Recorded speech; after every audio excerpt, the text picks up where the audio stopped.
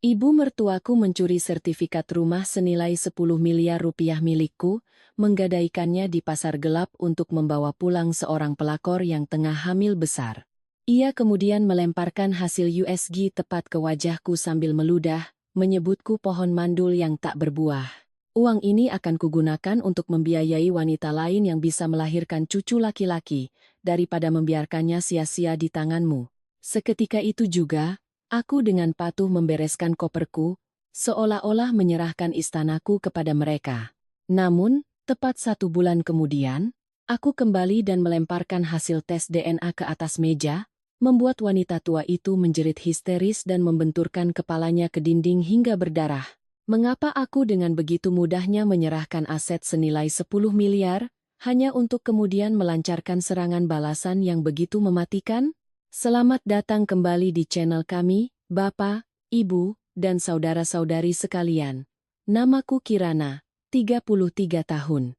Aku merintis usahaku dari nol, membangun sebuah perusahaan distributor alat kesehatan, dan kini telah memiliki aset yang tidak sedikit. Bertahun-tahun berkecimpung di dunia bisnis membuatku terbiasa dengan perhitungan angka yang cermat dan kontrak kerja yang detail. Aku selalu berpikir aku cukup cerdas untuk melihat segala bentuk tipu muslihat, namun, kesalahan terbesar seorang wanita adalah menggunakan ketajamannya untuk menghadapi dunia luar, sementara di rumah, ia menggunakan kelapangan dada dan kepercayaan buta untuk menghadapi mereka yang tidak punya hati. Aku telah menikah dengan Bramantio selama 5 tahun. Berbeda denganku, Bram hanyalah seorang karyawan kantor biasa dengan gaji pas-pasan. Saat kami menikah, keluarganya tidak memiliki apa-apa selain nama baik. Villa mewah di kawasan Menteng senilai lebih dari 10 miliar yang kami tinggali saat ini, sepenuhnya kubeli dengan uangku sendiri sebelum menikah. Aku bahkan mengajak ibu mertuaku, Bu Ratna, untuk tinggal bersama agar aku bisa merawatnya dengan lebih baik. Aku berpikir, dengan memberikan kehidupan yang mapan untuk suamiku, membiayai perjalanan liburan dan suplemen sarang burung walet terbaik untuk ibu mertuaku, mereka akan menghargaiku. Namun, ada satu hal fatal yang kulupakan. Selama 5 tahun pernikahan, aku tidak bisa memberikan mereka seorang anak.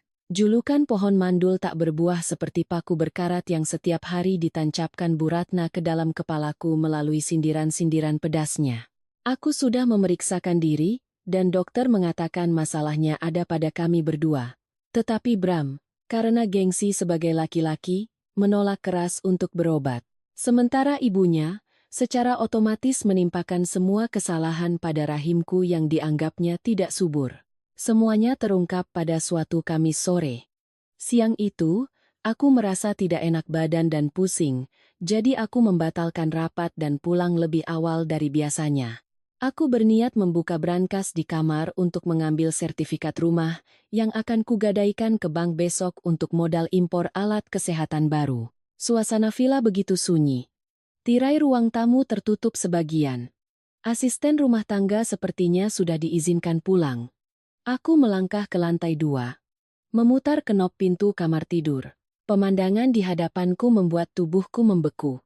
Brankas tanam di dinding kamarku terbuka lebar, tanpa ada tanda-tanda kerusakan atau congkelan paksa. Sidik jari tidak berfungsi, kata sandi numerik telah dimasukkan dengan benar. Jantungku serasa diremas, kata sandi ini hanya pernah sekali tak sengaja kuucapkan kepada Bram. Itu terjadi setengah tahun yang lalu saat aku kecelakaan lalu lintas dan memintanya mengambil sejumlah uang tunai. Karena percaya pada suamiku, aku tidak pernah menggantinya. Aku bergegas mendekat, dengan tangan gemetar membuka laci paling bawah. Kosong, emas dan tumpukan dolar masih utuh, tetapi kotak kayu cendana berisi sertifikat rumah senilai 10 miliar atas nama Kirana telah lenyap tanpa jejak. Aku terdiam mematung. Bukan karena panik ada perampok yang masuk, melainkan karena hawa dingin yang merayap dari tumit hingga ke ubun-ubun. Perampok profesional tidak akan membuka brankas dengan kata sandi, dan mereka tidak akan pernah menyisakan uang tunai hanya untuk mengambil selembar sertifikat atas nama orang lain yang sulit mereka cairkan. Pencuri itu ada di dalam rumah ini. Aku meraih ponsel, hendak menelepon Bram, tapi jariku tiba-tiba kaku di atas layar. Dari lantai bawah, Terdengar suara kunci gerbang dibuka, diikuti suara mesin mobil yang dimatikan, lalu gelak tawa yang riuh rendah. Li, hati-hati nak. Lantai marmer ini licin. Bram, pegangi pinggangnya. Dia sedang mengandung cucu laki-laki pewaris keluarga ini. Jalannya harus dipapah. Ya ampun, baru 16 minggu, tapi perutnya sudah terlihat indah begini. Ini benar-benar berkah 3 turunan keluarga kita. Aku berdiri di kegelapan tangga, tanganku mencengkeram erat pegangan kayu hingga buku-buku jariku memutih. Melalui celah pagar tangga, aku melihat sebuah potret keluarga yang begitu sempurna hingga membuatku muak. Suamiku, Bramantio, pria yang pagi tadi masih memeluk pinggangku dan berpesan agar aku tidak terlalu lelah bekerja, kini sedang membungkuk, dengan penuh perhatian memapah seorang wanita muda masuk ke ruang tamu.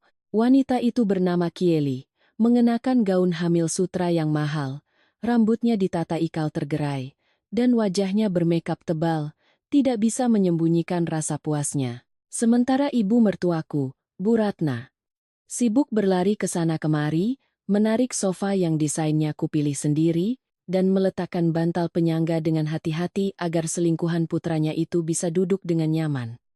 Rumah kita luas dan indah sekali, Ma. Mas Bram bilang, Feng Shui rumah ini bagus sekali. Kalau melahirkan anak laki-laki di sini, nanti nasibnya bisa jadi pejabat. Apartemen sewaan yang sempit itu bikin sesak, janinnya jadi sering menendang-nendang. Mama sayang cucu, kan? Izinkan kami pindah ke sini ya, Ma. Telingaku berdengung. Rumah kita. Dua kata itu keluar dari mulut wanita simpanan suamiku, terdengar begitu menusuk dan menyakitkan. Aku menatap Bram. Dia hanya tersenyum. Senyum seorang pengecut yang rendah. Dia mengelus pipi Kieli dan menjawab dengan suara hangat yang dibuat-buat. Kamu tenang saja. Fokus pada kehamilanmu. Mama sudah menyelesaikan urusan keuangannya. Beberapa hari lagi, Mas selesaikan surat-suratnya. Rumah ini akan jadi milik kalian berdua. Ucapannya bagaikan pisau yang memutus urat saraf terakhirku. Menyelesaikan urusan keuangan, mengurus surat-surat, sertifikat rumah yang hilang, kehamilan 16 minggu kepingan-kepingan puzzle yang acak itu tiba-tiba membentuk sebuah jaring yang sempurna. Aku tidak marah hingga berteriak. Aku tidak menangis. Wanita pebisnis sepertiku, ketika merasakan sakit yang teramat dalam, air mata akan otomatis membeku menjadi bilah-bilah pisau. Aku merapikan kerah kemejaku, mengangkat dagu, dan mulai menuruni tangga. Suara sepatu hak tinggiku yang runcing mengetuk lantai kayu. Tok, tok, tok. Suara itu menggema di ruang tamu yang tadinya dipenuhi tawa kemenangan. Tawa itu mendadak berhenti. Mereka bertiga serempak mendongak. Wajah Bram berubah drastis dalam sekejap. Ia melepaskan tangannya dari pinggang Kieli, mundur setengah langkah, mulutnya ternganga tak bisa berkata-kata. Kieli terkejut, insting seorang pencuri membuatnya meringkuk ketakutan di belakang ibu mertuaku. Hanya Bu Ratna, setelah jantungnya berdebar kaget karena mengira aku belum pulang kerja, segera memasang kembali wajah angkuh dan kurang ajar seperti biasanya. Ia menepuk-nepuk punggung tangan Kieli seolah menenangkan. Aku melangkah ke tengah ruang tamu, tidak menatap Bram, tidak pula melirik si pelakor. Aku menancapkan tatapan dinginku lurus ke arah Bu Ratna. Aku bertanya, dengan suara datar tanpa emosi. Sertifikat rumah ini, Mama simpan di mana? Sertifikat, sudah Mama gadaikan. Dapat 7,5 miliar. Mama gadaikan kekenalan di pasar gelap, bunganya memang agak tinggi, tapi uangnya cair dalam sehari. Kamu itu mandul selama 5 tahun ini, keluarga ini sudah sangat berbaik hati menampungmu. Sekarang Kieli sedang mengandung cucu laki-laki pewaris keluarga kita. Mama harus pakai uang itu untuk membelikan mereka villa lain dan modal untuk Bram buka perusahaan. Kamu punya uang tapi tidak bisa melahirkan, jadi uangmu harus dipakai untuk membiayai wanita lain yang bisa melahirkan. Wanita itu berbicara tanpa jeda, matanya menunjukkan keserakahan dan kekejaman yang luar biasa. 7,5 miliar. Rentenir, membeli villa untuk simpanan. Aku berdiri mendengarkan seolah sedang menonton drama paling absurd di dunia. Seorang ibu mertua yang menumpang hidup pada menantunya, seorang suami lemah yang hidup dari istrinya, bersekongkol mencuri asetku untuk digadaikan demi membangun sarang cinta untuk seorang wanita hamil di luar nikah. Dan mereka membicarakannya seolah-olah aku terlahir ke dunia ini hanya untuk menjadi tambang emas yang bisa mereka kuras habis. Bram berdiri di sampingnya dengan wajah pucat pasi, tapi sama sekali tidak membuka mulut untuk membela atau menghentikan ibunya. Dia adalah seorang pengecut yang menggunakan uang istrinya untuk membiayai simpanannya, namun bersembunyi di balik punggung ibunya, membiarkan wanita tua itu menjadi tokoh jahatnya. Melihatku tidak histeris, Bu Ratna mengira aku sudah takut pada kekuasaannya. Ia menyeringai, merogoh tas tangan bermerek yang kubelikan saat ulang tahunnya, lalu mengeluarkan setumpuk kertas dan melemparkannya ke atas meja kaca. Lembaran-lembaran hasil USG dan tes kehamilan itu terbuka, memperlihatkan gambar hitam putih seorang janin. Lihat baik-baik. Janin laki-laki. Sehat. Sudah 16 minggu. Perempuan mandul sepertimu, meskipun kamu berlutut memohon, aku tidak akan sudi menampungmu lagi. Kalau kamu pintar, tanda tangani surat cerai, angkat kakimu dari rumah ini dengan tangan kosong. Aku masih akan menjaga nama baikmu, tapi kalau kamu mau menuntut, sertifikatnya sudah kugadaikan. Uangnya sudah kuhabiskan. Tanda tangan persetujuan gadai juga sudah ada. Silakan tuntut ke pengadilan. Aku menunduk menatap tumpukan hasil USG itu, tanda tangan persetujuan gadai juga sudah ada. Kalimat itu membuat otakku bekerja dengan kecepatan penuh, menggadaikan aset senilai 10 miliar atas nama pribadiku ke rentenir, pasti tidak cukup hanya dengan menyerahkan sertifikatnya. Para lintah darat itu tidak bodoh, mereka butuh surat perjanjian gadai, butuh tanda tangan asli pemilik, atau surat kuasa yang disahkan notaris. Untuk mendapatkan itu semua, Bram dan Bu Ratna pasti telah memalsukan tanda tanganku. Bahkan mungkin menyewa seseorang yang mirip denganku untuk datang ke kantor notaris abal-abal. Sebuah sindikat penipuan yang sangat terencana. Saat itu, Kieli melangkah maju dari belakang Bu Ratna. Ia mengelus perutnya yang membuncit, tersenyum sinis, dengan nada suara yang manis namun penuh bisa. Mbak Kirana, Mbak kan juga perempuan. Pasti paham bagaimana malunya tidak bisa punya anak. Mas Bram bilang, hidup dengan Mbak itu seperti hidup dengan mesin ATM tanpa perasaan. Tidak ada kehangatan keluarga sama sekali. Aku mengandung darah dagingnya. Aku pantas mendapatkan yang terbaik. Mbak kan hebat. Kehilangan 10 miliar mungkin tidak akan membuat Mbak jatuh miskin. Anggap saja ini uang sedekah dari Mbak, untuk menabung pahala agar di kehidupan selanjutnya bisa menjadi seorang ibu. Kata-katanya begitu pedas. Setiap hurufnya menusuk langsung ke luka terdalam seorang wanita yang sulit memiliki keturunan. Jika aku wanita biasa, mungkin aku sudah menampar wajahnya, mencakar Bram, dan membalikkan meja kaca itu. Tapi aku tidak melakukannya, karena aku sangat paham situasiku saat ini. Jika aku mengamuk dan menuntut sertifikat itu sekarang, mereka akan menyangkalnya mentah-mentah. Mereka akan menyembunyikan uang 7,5 miliar yang baru saja cair. Dan yang terpenting, aku belum punya bukti mereka memalsukan tanda tanganku untuk menipu rentenir. Jika aku gegabah, akulah yang akan rugi. Untuk menghadapi orang-orang licik, tidak bisa dengan amarah, tapi harus dengan kekejaman yang paling dingin. Perlahan, aku mengangkat kepala. Mataku menyapu 3 wajah yang sedang menanti kehancuranku dengan penuh kemenangan. Aku tersenyum tipis, senyum yang begitu hambar dan tenang, hingga senyum di bibir Kieli memudar. Aku meraih tumpukan hasil USG di meja, melihatnya sekilas, lalu melemparkannya kembali. Suaraku terdengar datar tanpa emosi sedikit pun, Mama benar. Pohon mandul tidak berbuah. Untuk apa mempertahankan rumah ini jika tidak ada pewarisnya? Jika Mama dan Mas Bram sudah bersusah payah memalsukan dokumen dan menggadaikan sertifikat untuk mendapatkan 7,5 miliar demi membangun sarang baru, aku tidak akan picik untuk merebutnya. Surat cerai sudah kamu siapkan, kan? Bawa kemari, aku tanda tangani. Kalimatku seperti bom tanpa suara yang meledak di tengah ruang tamu. Bu Ratna ternganga. Kieli melotot. Dan Bram, ia mundur hingga menabrak tepi sofa, bibirnya bergetar, tergagap. Kirana. Kamu tidak mengamuk? Kamu benar-benar merelakannya? Mereka tidak percaya dengan apa yang mereka dengar. Mereka mengira aku akan mati-matian mempertahankan hartaku. Mereka tidak tahu, ketika seorang wanita pebisnis mengangguk dan dengan mudahnya melepaskan aset raksasa, itu bukan karena kebodohan. Itu karena ia sudah menyiapkan jerat untuk leher lawannya.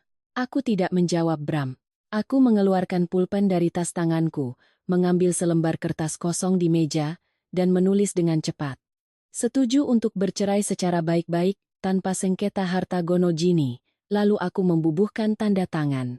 Aku melemparkan kertas itu ke wajahnya, kemudian berbalik dan melangkah ke lantai atas. Aku tidak mengambil barang berharga apapun, hanya beberapa setel pakaian sehari-hari ke dalam koper kecil. Saat aku menyeret koper menuruni tangga, mereka bertiga masih berdiri mematung seperti sedang bermimpi. Aku berjalan melewati mereka, menuju pintu keluar, tanpa sekalipun menoleh ke belakang. Pintu gerbang besi tertutup di belakangku, mengurung gerombolan iblis serakah itu di dalam sangkar yang mereka kira adalah surga. Begitu masuk ke mobil, aku menyalakan mesin dan menutup rapat jendela. Rasa sesak yang tadi kutahan kini menyeruak, tapi aku tidak mengizinkan diriku meneteskan setetes pun air mata.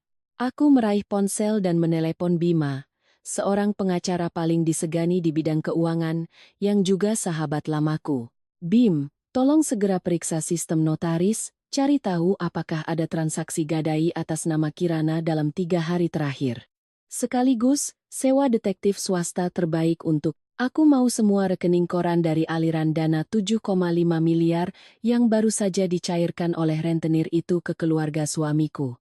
Dan yang paling penting, selidiki seluruh masa lalu si Kieli itu. Aku perlu tahu siapa ayah biologis dari janin 16 minggu yang ada di perutnya. Aku menginjak gas. Mobilku melesat di tengah senja yang merah membara. Mereka pikir mendapatkan 7,5 miliar akan mengubah hidup mereka. Mereka pikir aku takut dengan julukan pohon mandul dan akan menelan penghinaan ini. Tidak. Aku mundur selangkah agar mereka bisa memeluk uang 7,5 miliar itu, menghamburkannya hingga bunga berbunga, hingga jerat utang melilit leher mereka. Dan ketika mereka sedang mabuk dalam pesta kemenangan, aku akan kembali, membawa hasil tes DNA dan berkas penipuan, untuk secara pribadi menjebloskan mereka ke penjara. Permainan berdarah dingin ini baru saja dimulai. Malam pertama meninggalkan villa 10 miliar itu, aku tidak menyewa hotel mewah untuk menghibur diri.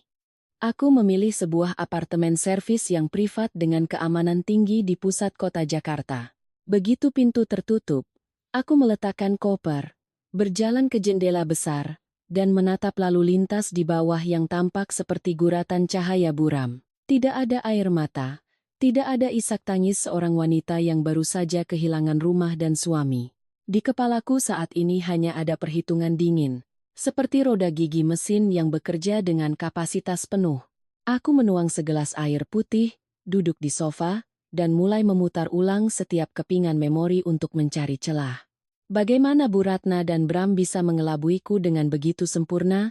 Sertifikat itu ada di dalam brankas tanam dinding, brankas yang menggunakan kata sandi elektronik dan biometrik. Tapi karena aku sering bepergian, aku menambahkan mode pembukaan darurat hanya dengan kode angka. Kode itu tidak pernah kutulis dimanapun.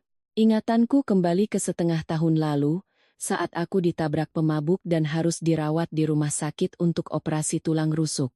Hari itu, aku kesakitan di ranjang rumah sakit. Sementara para mitra bisnis terus mendesak pembayaran tunai untuk kontainer barang yang tertahan di pelabuhan Tanjung Priok, Bram duduk di sampingku, menggenggam tanganku, wajahnya menunjukkan kesedihan yang mendalam. Ia mengelus rambutku, dengan suara hangat membujukku untuk tenang dan fokus pada penyembuhan. Ia bilang, urusan di rumah biar dia yang tangani. Karena percaya pada topeng suami yang baik dan berbakti itulah, aku memberitahukan kata sandi brankas agar dia bisa pulang dan mengambil uang tunai 1,5 miliar untuk menyelesaikan urusan pekerjaan. Setelah mengambilnya, dia bahkan melakukan panggilan video, menunjukkan dengan jelas saat ia menutup brankas dan memutar kuncinya dengan hati-hati. Aku tidak pernah menyangka, Di balik layar ponsel itu, otak seorang yang serakah telah diam-diam merekam setiap angka dan gerakan. Dia tidak hanya mengambil 1,5 miliar untuk pekerjaanku, tapi dia sudah mengincar kotak beludru merah di laci paling bawah. Kepercayaan seorang istri telah memberikan kunci kepada pengkhianat untuk merampas asetnya sendiri. Tapi hanya kata sandi brankas saja tidak cukup. Sertifikat itu atas nama Kirana, harta yang diperoleh sebelum menikah.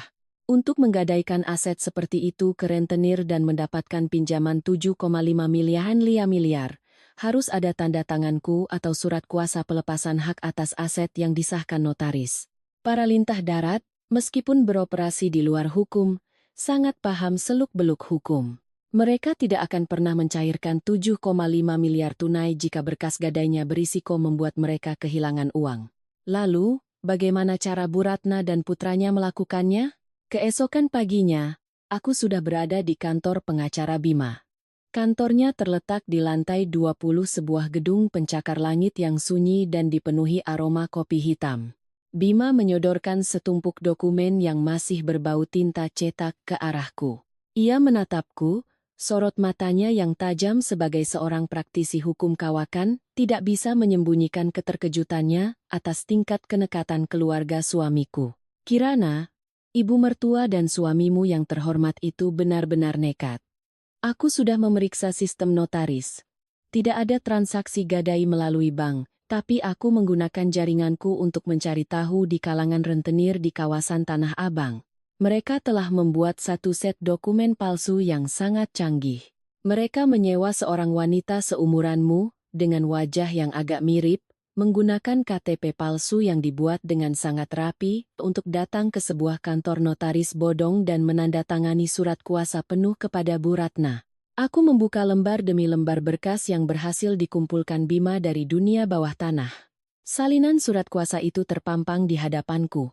Aku mengusap jariku di atas tanda tangan di bawah nama Kirana. Goresan tanda tangan itu dilatih dengan sangat teliti, mencoba meniru gayaku di kontrak-kontrak bisnis. Namun, sebagai pemilik aslinya, hanya dengan sekali lihat aku bisa merasakan kekakuan dan garis putus di akhir goresan, pertanda kegugupan si pemalsu. Mereka pikir aku bodoh. Mereka pikir dengan mengusirku dari rumah hanya dengan selembar hasil USG dari seorang wanita simpanan, aku akan hancur, malu, dan menangis menyerahkan segalanya.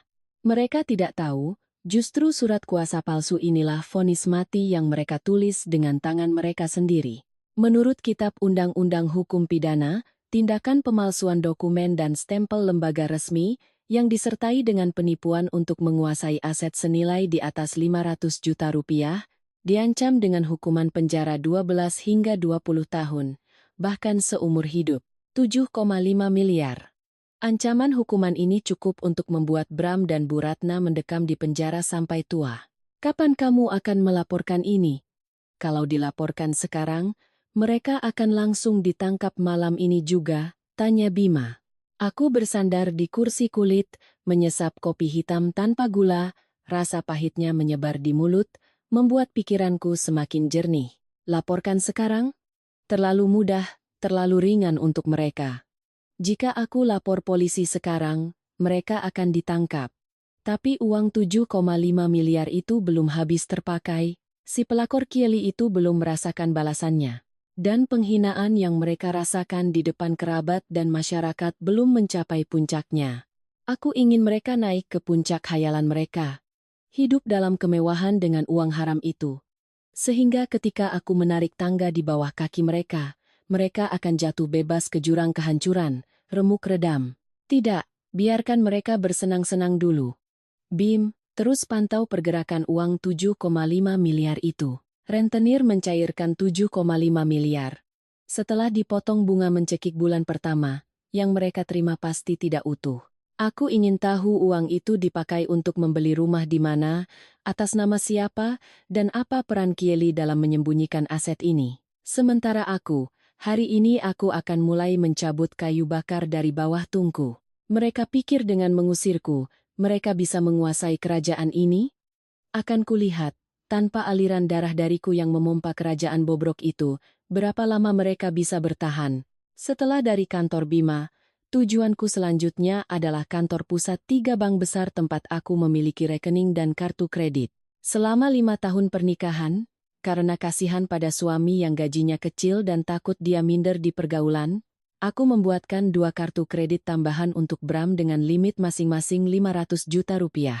Semua biaya hidup, dari tagihan listrik, air, belanja bulanan, hingga liburan mewah Bu Ratna bersama teman-teman arisannya, semua digesek dengan kartu-kartu itu. Dan setiap akhir bulan, akulah yang membanting tulang membayar tagihannya. Mereka hidup menumpang padaku seperti lintah, tapi selalu mengeluh bahwa aku adalah wanita yang hanya tahu bau uang, bukan bau keluarga. Sekarang, akan kubuat mereka merasakan bagaimana rasanya hidup di masyarakat tanpa bau uangku. Akan kulihat sehancur apa mereka. Di hadapan manajer cabang, aku dengan dingin meminta pemblokiran segera semua kartu tambahan atas nama Bramantio dan memutus semua tautan pembayaran otomatis. Untuk layanan di Villa 10 miliar itu, aku tidak membatalkan kartu utamaku, tapi aku mengosongkan seluruh saldo di rekening giro, memindahkannya ke rekening perusahaan. Mulai detik ini, Bram dan Bu Ratna tidak bisa mengambil sepeser pun dariku. Sesuai dugaanku, efeknya terjadi lebih cepat dari yang kukira. Siang itu, saat aku sedang makan siang di sebuah restoran, ponselku terus-menerus menerima notifikasi SMS penolakan transaksi. Transaksi gesek kartu di Milano Furniture Center sejumlah Rp35.000. Ditolak karena kartu telah diblokir. Transaksi gesek kartu di Luxury Mom, Baby Shop, sejumlah Rp45.000 diolak karena kartu telah diblokir. Transaksi pembayaran di restoran seafood bintang 5, sejumlah Rp12.000 diolak karena kartu telah diblokir. Aku melihat deretan pesan merah di layar ponselku sambil tersenyum sinis. Sungguh menggelikan. Belum genap sehari mengusir istri dari rumah, Bram dan Bu Ratna sudah membawa si pelakor berbelanja furnitur baru, membeli perlengkapan bayi mewah, dan merayakannya di restoran bintang 5 menggunakan kartu kreditku. Mereka pikir aku begitu baik hati hingga pergi hanya dengan koper dan meninggalkan kartu kredit untuk mereka pakai sepuasnya. Kebodohan dan sifat tidak tahu malu keluarga ini benar-benar tanpa batas. Aku membayangkan Bram berdiri di kasir toko furnitur, memegang kartu kredit hitamnya yang bergengsi, menggeseknya berulang kali tapi mesin tetap menolak. Tatapan kasir yang tadinya ramah berubah menjadi pandangan meremehkan, keringat dingin mulai membasahi dahinya. Sementara Kieli, wajahnya pasti masam karena malu. Memikirkan itu, steak di mulutku hari ini terasa lebih lezat dari biasanya. Mereka baru saja mendapatkan 7,5 miliar tunai dari hasil gadai. Tapi sifat serakah mereka, yang ingin menyimpan uang besar dan suka menggunakan uang orang lain, sudah mendarah daging. Sekarang mereka terpaksa harus menggunakan uang 7,5 miliar itu untuk pengeluaran. Dan uang dari rentenir, setiap rupiah yang dikeluarkan bagaikan darah yang menetes. Menjelang sore, Bima meneleponku lagi. Suaranya terdengar antusias seperti pemburu yang baru saja mencium bau mangsa. Ia melaporkan pergerakan uang 7,5 miliar itu. Seperti dugaanku, 7,5 miliar setelah dipotong biaya administrasi dan bunga mencekik bulan pertama, yang mereka terima bersih hanya sekitar 6,5 miliar, Bima berkata, Kirana, dengarkan baik-baik. Uang 6,5 miliar itu tidak dipakai Bram untuk membeli villa lunas seperti yang dibanggakan ibunya. Mereka menggunakan 3 miliar untuk membayar uang muka sebuah rumah klaster di kawasan Pondok Indah, dengan sistem cicilan, atas nama Bramantio dan Kieli. Sisa 3,5 miliarnya baru saja ditransfer langsung ke sebuah rekening pribadi. Coba tebak, rekening siapa? Rekening Kieli, jawabku tanpa perlu berpikir. Tepat sekali, kata Bima. Tapi bukan itu saja. Begitu 3,5 miliar masuk ke rekeningnya, wanita itu langsung memecahnya. 2 miliar ditransfer ke sebuah akun di platform trading kripto yang tidak jelas, dan 1,5 miliar sisanya ditransfer ke seorang pria bernama Leo. Bram sama sekali tidak tahu tentang ini. Atau mungkin dia sudah dicuci otaknya oleh wanita itu, mengira uangnya sedang diinvestasikan untuk menghasilkan keuntungan demi membayar utang. Leo, nama yang asing. Seorang pelakor hamil yang baru saja masuk ke dalam keluarga, sudah berhasil menggelapkan miliaran rupiah untuk pria lain. Langkah Kieli ini terlalu licik. Dia menggunakan kehamilannya untuk mengikat Bram dan Bu Ratna, menghasut mereka untuk merampas hartaku, lalu dengan cepat mengalihkan uang itu keluar. Bram dan Bu Ratna mengira mereka mendapatkan mesin pencetak cucu laki-laki, padahal mereka sedang memelihara lintah lapar yang sedang menyedot habis uang hasil kejahatan yang mereka pertaruhkan dengan hukuman penjara. Aku merasa kasihan sekaligus jijik pada ibu mertua dan suamiku. Mereka menghinaku sebagai pohon mandul. Mereka meremehkan uang hasil kerja kerasku. Sekarang mereka sedang bermimpi menjadi kaya, bermimpi memiliki cucu pewaris tahta, sambil duduk di atas bom waktu. 2 miliar dilempar ke platform kripto bodong, 1,5 miliar diberikan pada pria lain. Tidak lama lagi, uang pinjaman berbunga tinggi itu akan lenyap. Saat itulah, para rentenir akan datang mengetuk pintu. Baiklah, biarkan Kieli terus memainkan perannya sebagai istri solehah yang mengandung darah emas. Aku tidak akan ikut campur. Aku akan membiarkan lubang utang ini semakin dalam, hingga mereka menjual organ tubuh pun tidak akan bisa menutupinya. Seminggu berlalu sejak aku angkat kaki dari villa itu. Segalanya terasa begitu tenang, anehnya. Bram tidak menelepon. Bu Ratna tidak mengirim pesan makian.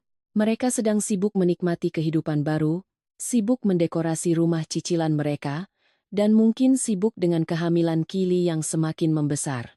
Namun, mereka tidak tahu bahwa meskipun aku tidak berada di villa 10 miliar itu, setiap gerak-gerik mereka ada dalam genggamanku. Saat memasang sistem smart home di rumah itu, aku diam-diam meminta teknisi memasang beberapa kamera keamanan super kecil yang tersembunyi di dalam alat pembersih udara di ruang tamu dan ruang makan. Ini adalah sistem yang kupasang untuk mengawasi asisten rumah tangga, dan akun admin satu-satunya ada di ponselku. Mereka terlalu bodoh dan lengah, atau mungkin terlalu mabuk kemenangan, sehingga tidak terpikir untuk menonaktifkan jaringan pusat. Malam itu, aku duduk di apartemenku, membuka iPad dan mengakses sistem kamera. Gambar inframerah muncul dengan jelas, suara yang terekam pun sangat tajam. Di layar, terlihat ruang tamu villa. Bu Ratna sedang duduk bersantai di sofa, menyuapi Kieli dengan semangkuk sarang burung walet. Makan yang banyak, nak. Sarang walet ini mama beli di toko paling mahal, kualitas super. Jaga baik-baik cucu laki-laki mama biar sehat. Sejak mengusir perempuan mandul itu, rumah ini rasanya jadi lebih lega. Dia juga bodoh sekali, pergi dengan tangan kosong tanpa berani melawan. Pasti dia takut aku beberkan ke semua orang kalau dia mandul, jadi tidak ada yang mau menikahinya lagi. Mama memang hebat, aku salut sekali. Kalau Mbak Kirana masih di sini, harta ini cepat atau lambat pasti akan dia bawa ke keluarganya. Oh iya Ma. Kartu kredit yang Mas Bram kasih kemarin, waktu aku pakai belanja perlengkapan bayi, kok ditolak ya? Malu-maluin di depan pelayan toko, Mas Bram akhir-akhir ini bisnisnya kenapa ya? Kok sampai kartunya diblokir? Ah, paling cuma gangguan jaringan. Uang kita kan sekarang banyak, 6,5 miliar tunai. Mama sudah kasih ke Bram. Dan dia bilang kamu yang menyarankannya untuk mengambil 3,5 miliar buat investasi di platform internasional biar untungnya bisa dipakai bayar utang, kan? Kamu memang pintar. Perempuan itu harus punya otak bisnis seperti kamu, tidak seperti mantan istrinya yang cuma tahu jual beli alat kesehatan, kotor dan berdebu. Nanti kalau cucu mama sudah lahir, semua uang dan rumah ini akan mama serahkan padamu untuk dikelola. Aku menatap layar, tersenyum dingin. Diserahkan pada Kieli? Bu Ratna tidak tahu bahwa 3,5 miliar itu sudah lenyap tak berbekas. Mendengar cara Kieli berkelit soal kartu kredit yang diblokir, aku tahu dia sedang berusaha menutupi kenyataan bahwa kantong Bram sudah menipis, sementara dialah yang sedang menguras sisa-sisa uang terakhir. Tiba-tiba, telepon Kieli berdering. Ia terkejut, melirik layar ponselnya, lalu buru-buru berdiri sambil pura-pura mengelus perut. Ma, punggungku agak pegal. Aku izin ke kamar dulu ya, mau istirahat. Mama nonton TV saja. Ia bergegas menaiki tangga. Aku langsung mengganti sudut kamera ke koridor lantai 2. Melalui layar, aku melihat Kieli masuk ke kamar tidur lamaku. tapi tidak langsung menutup pintu. Ia berdiri di sudut tersembunyi, menempelkan ponsel ke telinga. Suaranya berbisik namun terdengar kesal dan cemas. Meskipun suara dari kamera agak kecil, dengan software penguat suara di laptop, aku bisa mendengar setiap katanya dengan jelas. Sudah kubilang jangan telepon jam segini. Apa? Uang 1,5 miliar yang kukirim kemarin sudah habis kamu pakai judi? Kamu gila? Ya? Leo, jangan mengancamku. Aku sedang bersusah payah meyakinkan keluarga bodoh ini kalau janin ini anak si Bram. Kalau kamu membocorkannya dan aku kehilangan rumah cicilan ini, kamu juga tidak akan dapat apa-apa lagi. Diam dan tunggu sampai aku berhasil menguasai harta wanita tua itu. Nanti akan kukirim lagi. Ingat, tutup mulutmu rapat-rapat.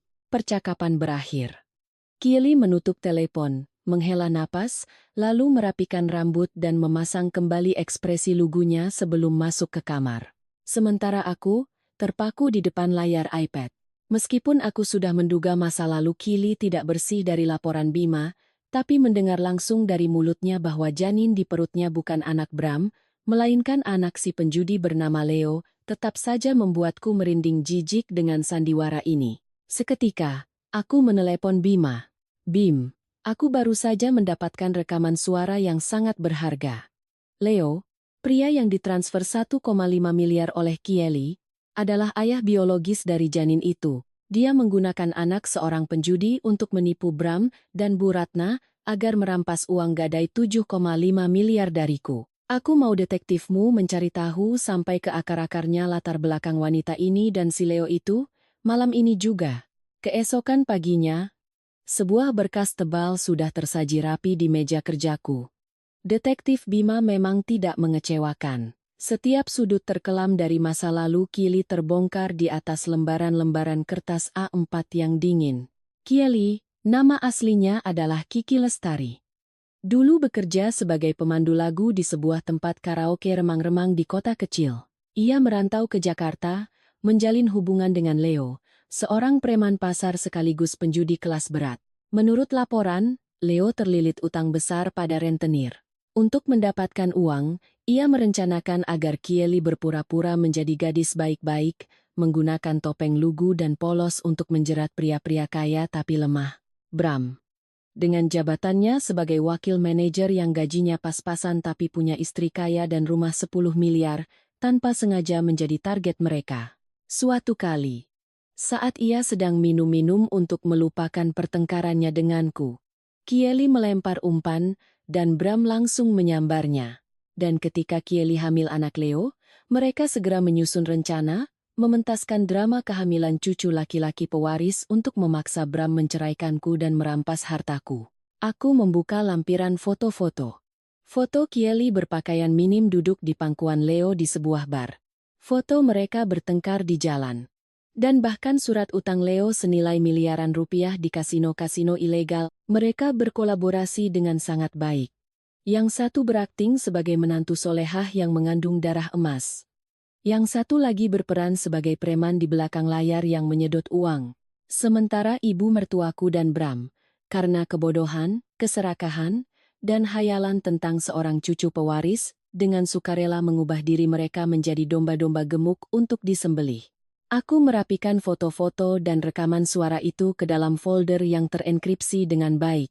Bukti sudah cukup, motif sudah jelas. Tapi aku tidak akan mengungkapkannya sekarang. Jika kuungkap sekarang, Bram dan Bu Ratna akan sadar. Mereka akan mengusir Kylie, dan masalah utang 7,5 miliar itu, mereka akan mencari cara untuk memohon belas kasihan dariku. Aku tidak akan pernah memberi mereka kesempatan untuk berbalik arah. Aku ingin mereka tenggelam lebih dalam, percaya sepenuhnya pada janin itu, bahkan sampai harus meminjam dan menggadaikan lebih banyak lagi untuk memanjakan Kylie. Aku akan membiarkan mereka mengangkat Kylie setinggi langit, lalu dengan tanganku sendiri, aku akan menebasnya, menjatuhkan mereka semua ke 18 tingkat neraka. Langkah selanjutnya, aku butuh satu bukti paling tajam, bukti ilmiah yang tidak bisa dibantah. Untuk menghancurkan harapan terakhir Bu Ratna, Aku butuh hasil tes DNA janin itu, dan aku tahu kesempatan untuk mendapatkan sampelnya akan segera datang. Mendapatkan sampel DNA janin yang belum lahir bukanlah hal mudah, apalagi aku tidak bisa secara terang-terangan meminta Kieli melakukan tes. Namun, di era medis modern, ada metode tes screening non-invasif yang bisa menganalisis DNA bebas janin melalui sampel darah ibu. Jika aku bisa mendapatkan sampel darah atau bukti biologis lain dari klinik tempat ia periksa, lalu membandingkannya dengan sampel rambut atau sel mukosa Bram, maka vonis mati untuk drama cucu pewaris ini akan resmi ditandatangani. Jaringan detektif Bima bekerja sangat efisien. Hanya dalam 2 hari, mereka mengirimkan seluruh jadwal kegiatan Kieli. Wanita itu benar-benar tahu cara menikmati hidup. Pagi tidur sampai jam 9 atau 10, dijemput oleh taksi online yang langganannya dibayar oleh Bram, lalu ke spa untuk pijat ibu hamil, makan siang di restoran, dan sorenya berkeliling butik-butik mewah. Tapi yang terpenting adalah jadwal pemeriksaan kehamilannya. 10 hari lagi, Kieli punya jadwal USG morfologi dan tes biokimia di sebuah klinik swasta premium di Jalan Sudirman. Ini adalah klinik mahal tempat Bu Ratna harus menguras sisa-sisa uang gadai terakhirnya untuk membeli paket perawatan kehamilan VIP bagi cucu emasnya. 10 hari penantian, aku tidak terburu-buru. Selama itu, aku terus memperkuat berkas hukumku, menyelesaikan pengamanan aset-asetku yang lain dalam bentuk saham perusahaan dan dana perwalian, sementara di villa, melalui sistem kamera, aku menyaksikan drama-drama konyol terjadi setiap hari. Bram mulai terlihat kuyu.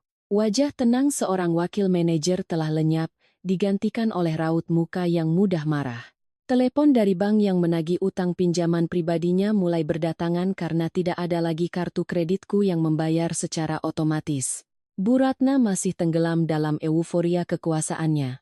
Ia memerintah asisten rumah tangga baru, yang terpaksa ia sewa dari kampung karena tidak ada yang membersihkan rumah, untuk memasak sarang burung walet dan sup ayam herbal terus-menerus. Ia tidak segan-segan menghamburkan uang karena di otaknya tertanam keyakinan bahwa begitu cucunya lahir, bisnis Bram akan sukses, rumah 20 miliar ini akan menjadi milik mereka, dan uang recehan ini tidak ada apa-apanya. Dan kini, ia memainkan peran menantu yang lemah dengan sempurna. Setiap kali Bram mengeluh soal uang, ia akan memegangi perutnya, meringis, dan meneteskan beberapa air mata buaya, mengeluh bahwa janinnya menendang-nendang karena ibunya sedih. Alhasil, mantan suamiku yang pengecut itu akan panik, membujuknya, dan lari meminjam uang dari teman-temannya hanya untuk mengajaknya makan di restoran. Hari pemeriksaan kehamilan Kieli pun tiba. Aku memarkir mobil di sudut tersembunyi di seberang klinik, memakai kacamata hitam dan menaikkan kerah jaketku. Detektifku sudah menyusup ke dalam dengan menyamar sebagai suami yang mengantar istrinya periksa. Rencana kami jelas, tidak perlu mencuri sampel darah. Detektifku telah berhasil menjalin kontak dengan seorang perawat magang di klinik itu dengan imbalan uang 10 kali lipat gaji bulanannya. Tugas perawat itu sederhana. Saat mengambil sampel darah Kieli untuk tes, ia hanya perlu menyisihkan satu tabung kecil, menukar labelnya, dan memberikannya kepada orangku di luar. Sebuah manipulasi teknis kecil di laboratorium, tidak akan ada yang sadar, tapi dampaknya sangat menentukan. Pukul 9.30 pagi. Sebuah taksi berhenti di depan klinik. Kieli turun, membusungkan perutnya dan berjalan lebih dulu. Di belakangnya bukan Bram, melainkan Bu Ratna. Wanita tua itu menjinjing tas bermerek peninggalanku, memayungi si pelakor seolah ia seorang ratu. Melihat pemandangan itu, aku tersenyum dingin. Ibu mertua yang dulu selalu memakiku karena tidak bisa melahirkan, yang menyuruhku melayaninya setiap saat, ini sedang membungkuk-bungkuk melayani seorang wanita hamil di luar nikah, yang mengandung anak seorang preman. Karma datang lebih cepat dari yang kuduga. Tepat 20 menit kemudian, ponselku bergetar singkat. Pesan dari detektif. Barang sudah aman. Aku menghela napas lega. Paku terakhir untuk peti mati mereka kini sudah ada di tanganku. Namun, kejadian tak terduga di luar rencanaku terjadi. Saat Bu Ratna dan Kieli baru saja keluar dari klinik, Seorang wanita berbadan tegap dengan wajah galak tiba-tiba muncul dari sebuah sepeda motor yang terparkir di dekatnya. Tanpa basa-basi, wanita itu langsung merebut tas tangan Kieli dan menunjuk wajahnya sambil berteriak-teriak. Dasar pelakor. Kamu menipu adikku untuk membiayai si Leo penjudi itu, kan? Kamu pikir bisa sembunyi di sini jadi nyonya besar dan aku tidak bisa menemukanmu? Kembalikan 500 juta yang dipinjam adikku untuk modal salon abal-abalmu di kampung. Suasana menjadi ramai. Orang-orang berhenti dan menunjuk-nunjuk. Wajah Kieli pucat pasi. Ia panik, mundur sambil memeluk perutnya. Bu Ratna langsung maju, merentangkan tangan untuk melindungi menantu kesayangannya. Ia berteriak, "Perempuan gila! Kamu dari mana? Jangan asal bicara. Ini menantu keluarga kami, sedang mengandung cucu pewarisku. Kalau kamu macam-macam, aku panggil polisi." Wanita itu tertawa melengking, tawa penuh cemo. "Cucu pewaris? Nenek, kamu sudah pikun ditipu dia ya? Perempuan ini di kampung sudah terkenal liar. Semua orang juga tahu. Janin di perutnya itu belum tentu anak putramu. Jangan-jangan itu hasil mabuk-mabukan semalam dengan si Leo. Kamu memelihara benalu tapi mengira dapat emas." Aku sedikit menurunkan kaca mobil untuk mendengar lebih jelas. Benar kata pepatah, di atas langit masih ada langit. Masa lalu kotor Kieli akhirnya datang menghantuinya. Kata-kata wanita itu seperti palu godam yang menghantam kepala Bu Ratna. Ia tertegun, menoleh ke arah Kieli dengan tatapan penuh curiga dan ngeri. Tapi Kieli, dengan mental penipu profesional, langsung memegangi perutnya dan jatuh terduduk sambil menjerit pilu. "Ma, perutku sakit sekali. Wanita ini memfitnahku. Ma, jangan percaya padanya. Tolong cucu Mama." Melihat cucu emasnya kesakitan, naluri melindungi Bu Ratna mengalahkan keraguan yang baru saja muncul. Ia mendorong wanita itu, dengan panik memapah Kieli sambil berteriak memanggil taksi. Wanita itu, melihat situasinya menjadi ramai, tidak ingin memperpanjang urusan. Ia merebut tas tangan itu lalu tancap gas dengan sepeda motornya, meninggalkan umpatan kasar. Taksi pun membawa Bu Ratna dan Kieli pergi. Aku menaikkan kaca mobil dan menyalakan mesin. Sebuah drama yang sangat menarik. Benih kecurigaan telah ditanam di benak Bu Ratna.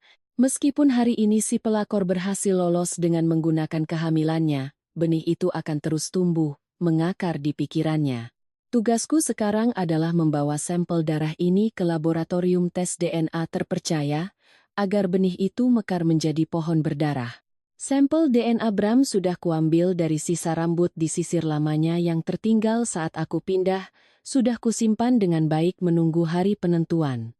3 hari setelah insiden di klinik, villa 10 miliar milikku terus diguncang oleh dampak dari penyembunyian uang haram. Sistem kameraku merekam gambar Bram yang mengamuk, menghancurkan barang-barang di ruang kerjanya. Suara vas bunga pecah dan umpatan kasar terdengar jelas. Alasannya sederhana. 7 miliar yang dengan naifnya ia serahkan pada Kieli untuk diinvestasikan telah lenyap seluruhnya. Platform trading kripto yang digembar-gemborkan Kieli hanyalah kedok. 4 miliar yang diinvestasikan ke sana telah ditelan oleh skema penipuan Ponzi yang platformnya runtuh dalam semalam. Sementara 3 miliar sisanya, seperti yang sudah ku ketahui, telah mengalir ke kantong kekasih lamanya, Leo, untuk dihabiskan di meja-meja judi di Kamboja. Bram hancur. Ia bukan lagi pria sombong yang berhasil merampas harta istrinya. 15 miliar pinjaman dari rentenir, setelah dipotong biaya dan uang muka rumah 6 miliar, kini lenyap 7 miliar. Uang di tangan habis, sementara bunga berbunga dari utang 15 miliar itu terus membayangi. Dengan bunga 5% per bulan, artinya ia harus membayar 750 juta rupiah setiap bulannya. 750 juta. Seorang karyawan biasa seperti Bram, bekerja 10 tahun pun belum tentu bisa mengumpulkan uang sebanyak itu, apalagi untuk membayar bunga bulanan. Malam itu, pertengkaran hebat pecah di ruang tamu. Suaranya terekam jelas oleh kamera.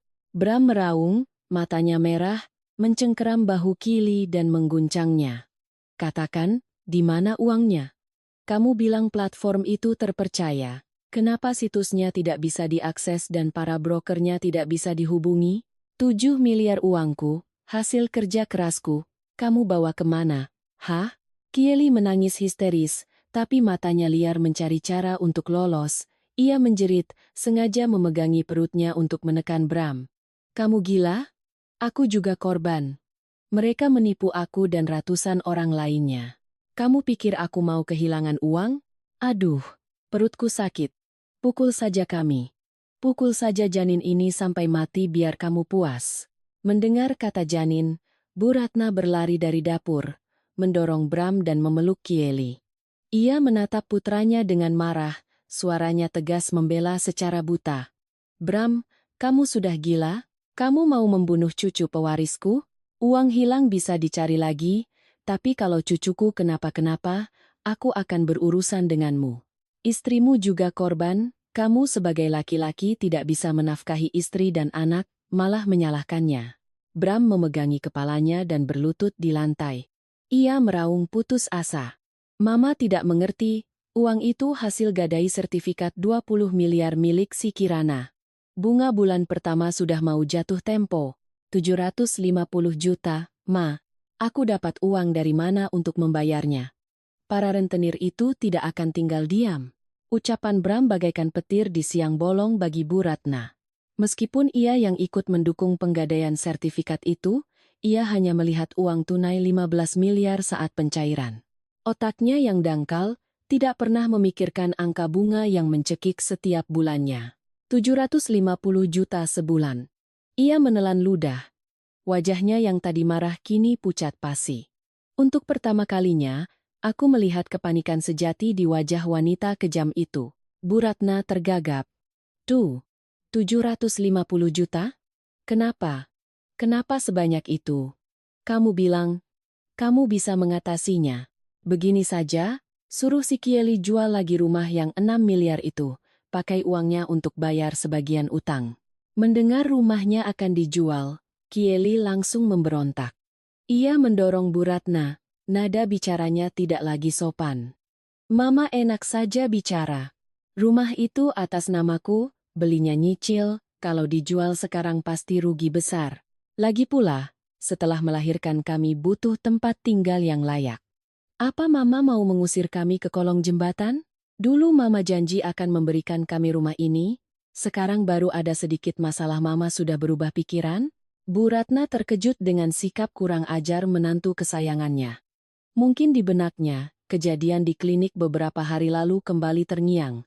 Ia mulai merasa ada yang tidak beres. Tapi janin itu, label cucu pewaris, masih menjadi pelampung hayalan yang membuatnya tidak berani bertindak tegas. Ia hanya bisa menelan amarahnya dan mencoba membujuk. Melihat keluarga itu saling serang melalui layar, aku dengan tenang menyesap segelas anggur merah. Strategiku sempurna. Aku tidak perlu turun tangan. Keserakahan dan kebohongan mereka sedang merebus diri mereka sendiri di dalam panci. Mereka sudah menghabiskan uang terakhir, tekanan utang semakin mencekik. Dan besok, tepat tanggal 1, cicilan bunga pertama dari pinjaman 15 miliar itu akan jatuh tempo. Para rentenir di Tanah Abang bukan lembaga amal. Ketika mereka tidak melihat uang bunga masuk ke rekening tepat waktu, mereka tidak akan menelepon dengan ramah. Mereka akan datang langsung ke pintu, sesuai dugaan. Pagi tanggal 1, suasana di villa 20 miliar itu begitu mencekam seperti sebelum badai. Bram izin tidak masuk kerja, duduk termenung di sofa ruang tamu, memegangi kepalanya. Ponselnya yang tergeletak di meja terus berkedip menampilkan panggilan dari nomor tak dikenal. Ia tidak berani mengangkatnya. Sifat pengecut seorang pria yang selama 5 tahun hidup di bawah ketiak istri kini terlihat jelas saat harus menghadapi badai sendirian. Sekitar jam 10 pagi, 3 motor besar berhenti di depan gerbang. 5 pria berwajah sangar, kemeja terbuka memperlihatkan tato di dada, turun dari motor. Mereka tidak membunyikan bel. Salah satu dari mereka menendang gerbang besi dengan keras. Suara logam beradu terdengar nyaring, mengagetkan seluruh kompleks yang tenang. Bram mana? Buka pintu. Sudah tanggalnya bayar bunga. Kamu mau kabur? Hah? Cepat keluar sebelum kami dobrak gerbang ini dan menyeretmu. Di dalam rumah, Bu Ratna ketakutan, mengintip dari balik tirai, seluruh tubuhnya gemetar. Kieli langsung lari ke lantai 2, mengunci diri di kamar, tidak peduli dengan nasib kekasihnya yang sedang menanggung utang raksasa. Bram tidak punya pilihan lain. Ia perlahan membuka sedikit celah pintu, wajahnya pucat pasi. Ia berlutut. Bang, mohon pengertiannya. Akhir-akhir ini ekonomi sedang sulit, uang belum cair. Tolong beri saya waktu beberapa hari lagi, saya janji akan melunasinya.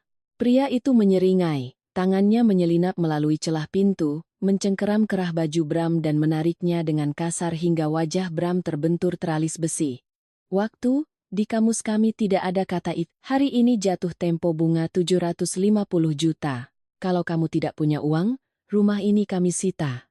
Surat kuasa dan tanda tangan istrimu ada di tangan kami. Kamu pikir bisa menipu kami?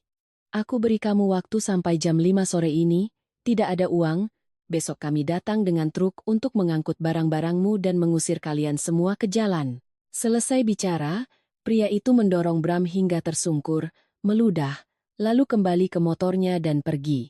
Bram bangkit dengan susah payah, lututnya lecet, berjalan masuk dengan tatapan kosong. Bu Ratna yang melihat putranya dipukuli, berlari menghampirinya, air matanya berlinang. Ya Tuhan, kenapa jadi begini? Bram, kamu bilang gadai sertifikat untuk bisnis, kenapa malah berurusan dengan preman penagih utang begini? 750 juta, kita dapat dari mana sekarang, nak? Ia menepis tangan ibunya, meraung putus asa. Mama masih bertanya, dulu siapa yang menghasutku untuk gadai sertifikat? Siapa yang bilang pakai uangnya untuk beli rumah buat si Kieli melahirkan? Sekarang uangnya habis dipakai Kieli main investasi bodong, hilang semua. Kalau mama hebat, sana tanya menantu kesayangan mama, di mana dia sembunyikan uangnya, borok itu mulai pecah. Ikatan yang dibangun di atas keserakahan sangatlah rapuh. Ketika keuntungan hilang, mereka siap saling gigit. Bu Ratna, mendengar putranya menyalahkannya, merasa sakit hati sekaligus marah. Ia bergegas naik ke lantai atas, menggedor-gedor pintu kamar Kieli. Kieli, buka pintunya. Uang 7 miliar yang kamu pegang dari Bram, kamu sembunyikan di mana? Jangan pura-pura sakit perut lagi. Kalau kamu tidak keluarkan uang itu untuk bayar bunga, preman-preman itu bisa membunuh Bram, dan kalian berdua akan jadi gelandangan. Pintu terbuka sedikit. Kieli muncul dengan mata sinis, sama sekali tidak ada raut ketakutan. Ia bersandar di pintu sambil mengelus perutnya, menjawab dengan nada dingin. Mama aneh, ya? Uang itu rugi karena investasi, Mas Bram juga setuju aku yang mainkan. Sekarang kenapa menyalahkan aku? Aku sedang mengandung cucu pewaris Mama. Seharusnya Mama melindungi kami. Paling parah, Mama telepon saja si Kirana itu, suruh dia tebus sertifikatnya. Lagi pula rumah itu kan atas namanya, kalau dia tidak mau kehilangan asetnya, dia pasti akan bayar. Masa begitu saja Mama tidak kepikiran? Aku yang menonton dari kamera harus tertawa. Benar-benar wanita licik. Ia telah melimpahkan semua utang ke kepala Bram, menyembunyikan 3 miliar untuk kekasih lamanya, dan sekarang menghasut ibu mertua bodoh itu untuk memeras uang dariku demi menebus sertifikat yang telah mereka curi. Rencananya benar-benar sempurna. Mendengar saran Kieli, mata Bu Ratna berbinar seperti orang tenggelam yang menemukan pelampung. Pola pikir orang serakah dan suka bergantung memang selalu sama. Di benak mereka, aku kaya raya, mandul, dan pernah tunduk padanya. Jadi jika diancam akan kehilangan rumah 20 miliar, aku pasti akan terpaksa membayar utang mereka untuk menebus asetku. Mereka tidak tahu, aku bukan orang yang buta karena harta. Rumah 20 miliar itu, aku bisa membeli 10 rumah lagi. Tapi untuk melihat mereka hancur, aku rela menggunakan 20 miliar itu sebagai umpan. Sore harinya, sesuai dugaan, ponselku berdering. Nama yang tertera. Ibu mertua. Aku membiarkan telepon berdering 3 kali, sebelum mengangkatnya dan menyalakan loudspeaker untuk merekam. Kirana, ini Mama. Bagaimana kabarmu sekarang? Sebenarnya Bram sedang ada sedikit masalah bisnis. Sertifikat rumahmu itu tidak sengaja Mama gadaikan kekenalan. Sekarang sudah jatuh tempo dan mereka menagih. Coba kamu siapkan beberapa miliar untuk menebusnya, sayang kalau sampai disita. Lagi pula itu kan asetmu. Aku tertawa sinis, menjawab dengan nada tegas dan tajam seperti pisau bedah. Sertifikat itu atas nama saya. Tanda tangan di surat perjanjian utang itu jelas bukan tanda tangan saya. Mama dan Mas Bram telah memalsukan tanda tangan untuk menipu dan merampas aset, jadi Mama dan Mas Bram yang harus membayarnya.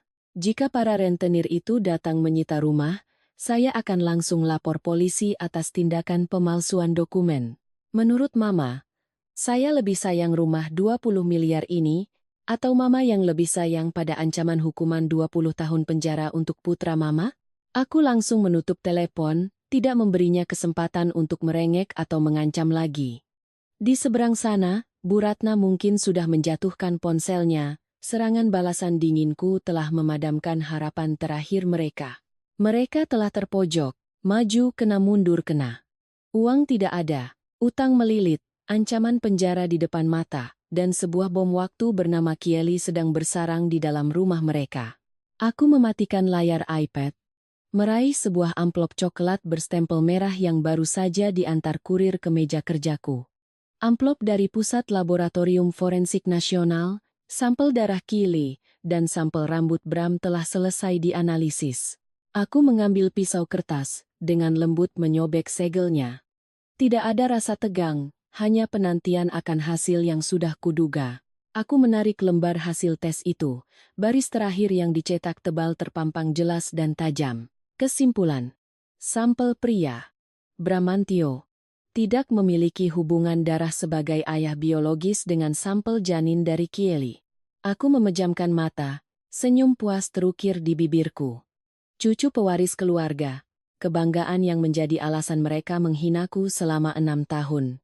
Pelampung yang mereka pertaruhkan dengan 15 miliar dan kebebasan mereka, ternyata hanyalah sebuah penipuan besar. Kertas ini bukan hanya bukti medis. Ini adalah vonis mati. Sebuah pedang paling tajam yang akan kutancapkan sendiri ke dalam dada kesombongan dan keserakahan Bu Ratna. Berkas penipuan sudah siap, hasil DNA sudah di tangan. Semua bidak catur telah berada di posisinya. Saatnya aku keluar dari kegelapan dan mengakhiri drama ini, sekali dan untuk selamanya. Lembar hasil tes DNA itu tergeletak tipis di atas meja kaca, namun bobotnya cukup untuk meremukan sebuah keluarga yang selalu membanggakan nama besarnya. Aku menatap lekat-lekat tulisan hitam tebal itu. Tidak memiliki hubungan darah. 6 tahun. 6 tahun masa mudaku terkubur di rumah itu. 6 tahun aku menelan entah berapa banyak ramuan pahit, menahan suntikan hormon penyubur hingga perutku lebam, hanya demi memberikan Bram seorang anak. 6 tahun aku harus menunduk mendengar Bu Ratna menghina, mencapku sebagai pohon mandul, wanita tak berguna yang memutus garis keturunan orang. Dan sekarang, darah pewaris yang ia puja-puja, benih kehidupan yang membuat Bram rela berkhianat dan mencuri uang 15 miliar dari istrinya, ternyata adalah hasil dari seorang preman penjudi. Hidup ini begitu ironis hingga terasa konyol. Aku tersenyum sinis, tawa yang menggema di apartemen yang sunyi, tajam dan kering. Aku tidak menangis. Air mata terakhirku untuk keluarga itu sudah kering sejak aku melihat Bram membungkuk memapah Kieli melewati ambang pintu rumahku. Yang mengalir di pembuluh darahku sekarang bukan lagi darah, melainkan bisa dendam.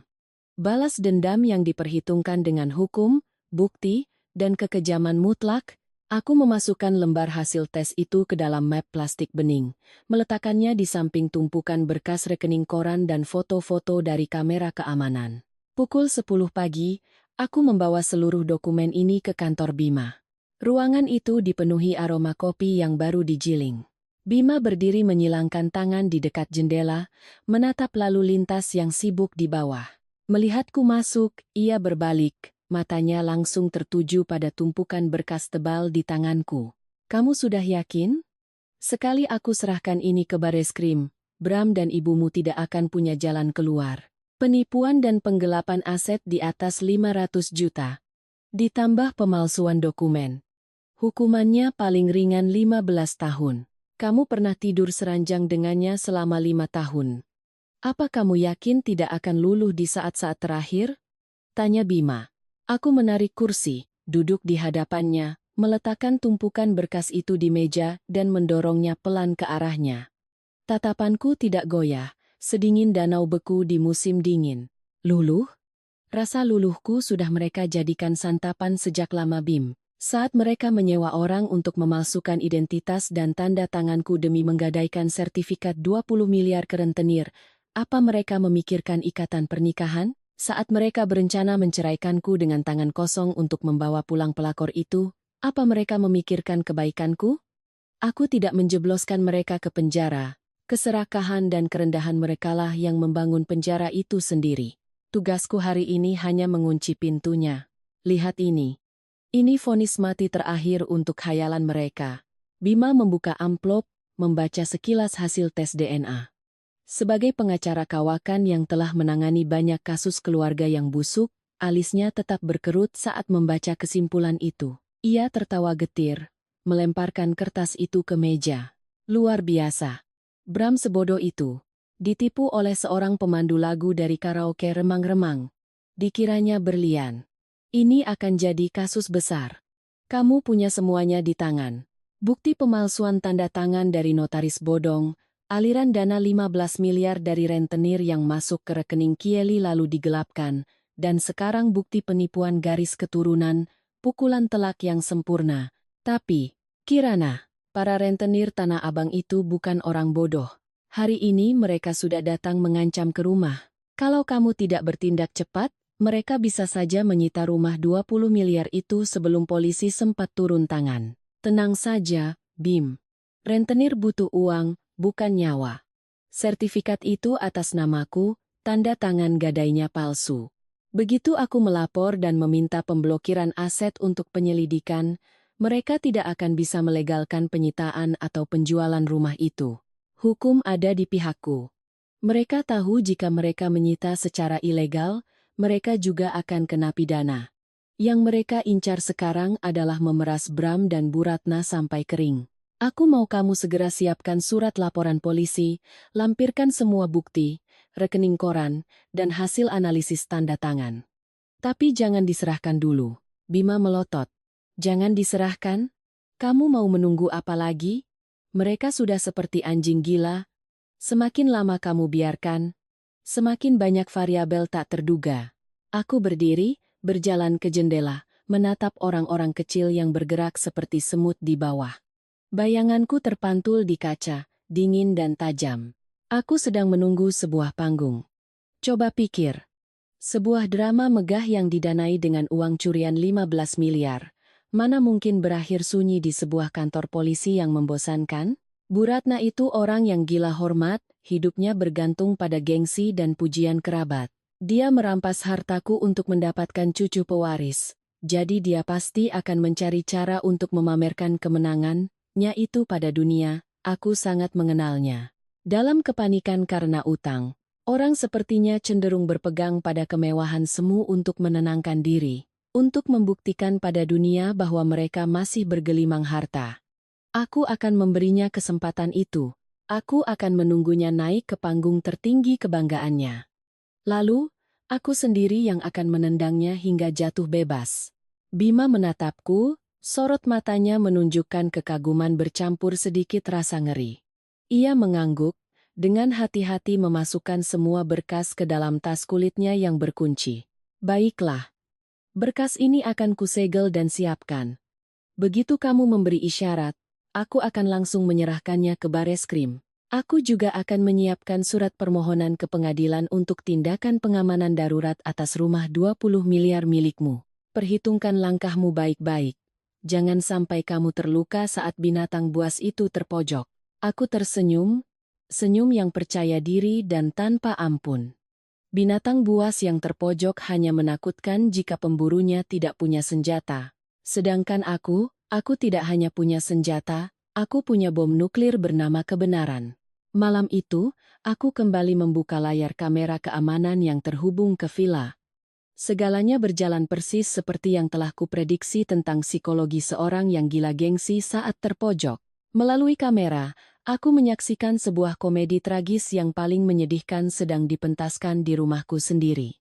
Bram, setelah diancam oleh preman di rumahnya sendiri, kini seperti mayat hidup. Ia tidak berani membuka tirai, tidak berani mengangkat telepon, seharian hanya mengurung diri di ruang kerja, merokok hingga seluruh ruangan berbau asap. Tekanan bunga 750 juta per bulan sedang menghancurkan sistem saraf pria yang terbiasa hidup dari uang istrinya. Tapi Bu Ratna berbeda. Egonya yang besar tidak mengizinkannya menerima kehancuran. Ia percaya, selama Kieli melahirkan cucu laki-laki, semua kesialan akan hilang. Lebih dari itu, ia takut kerabat di kampung dan teman-teman arisannya mengetahui bahwa ia baru saja mengusir menantu kaya raya hanya untuk menumpuk utang pada rentenir, maka, dalam sebuah keputusan paling gila dan bodoh, ia memutuskan untuk mengadakan pesta besar. Bram, keluar sini Mama mau bicara. Akhir pekan ini Mama akan adakan selamatan, undang semua kerabat, teman-teman, dan tetangga. Mama harus adakan acara perkenalan menantu baru dan syukuran cucu pewaris keluarga kita.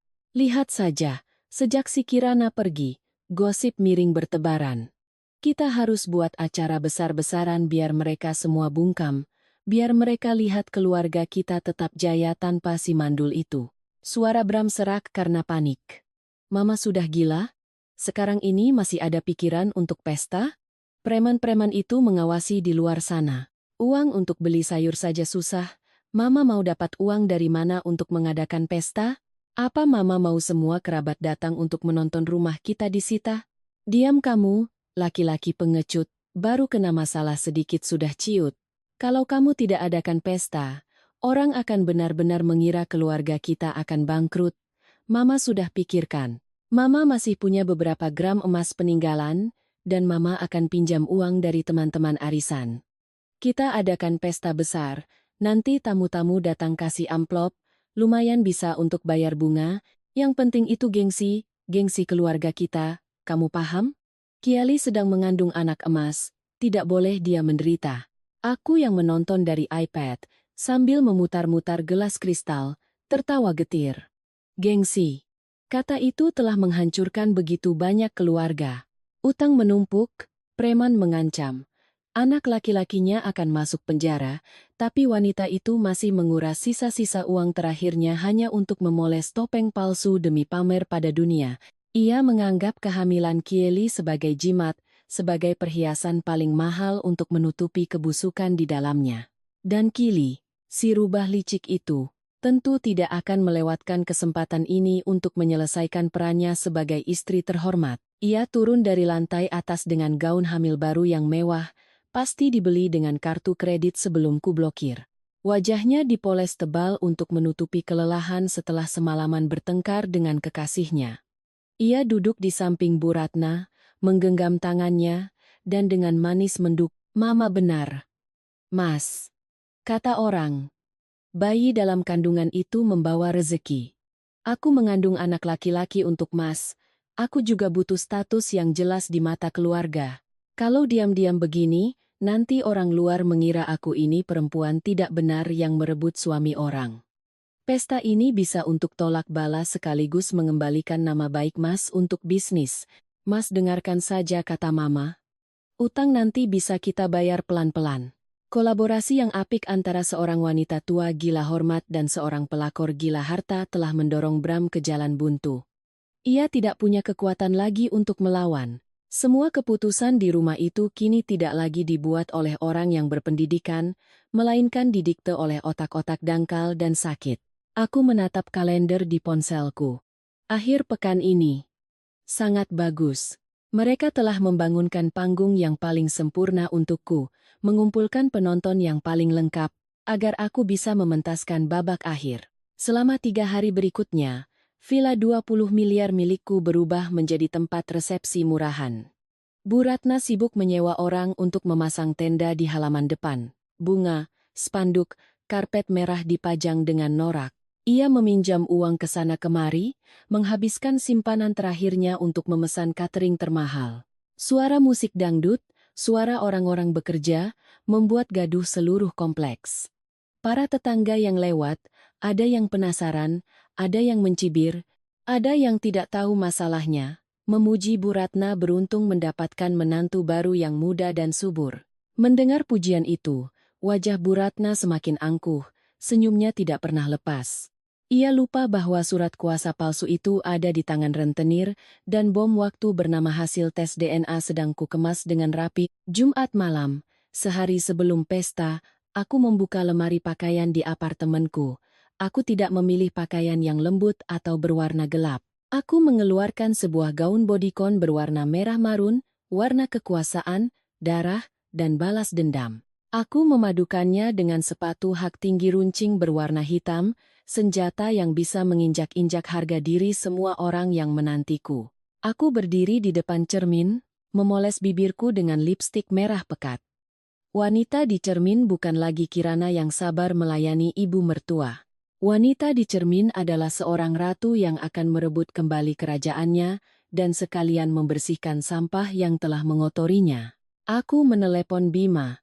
Panggilan yang sangat singkat, hanya 15 detik. Tapi itu adalah 15 detik hitung mundur menuju kematian sebuah keluarga.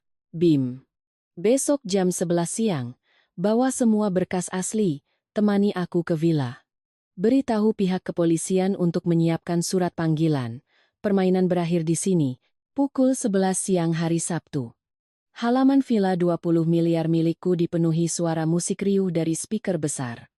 10 meja prasmanan tertata di atas karpet merah, para tamu, kerabat, teman-teman Bu Ratna, dan beberapa rekan kerja lama Bram sudah memenuhi kursi. Aroma makanan mahal bercampur dengan parfum murahan, menciptakan suasana yang menyesakan dan penuh kepalsuan. Bu Ratna mengenakan kebaya bludru merah menyala, lehernya dihiasi kalung mutiara besar kalung yang kubelikan untuk ulang tahunnya tahun lalu. Ia berjalan dari meja ke meja, mengangkat gelas anggur.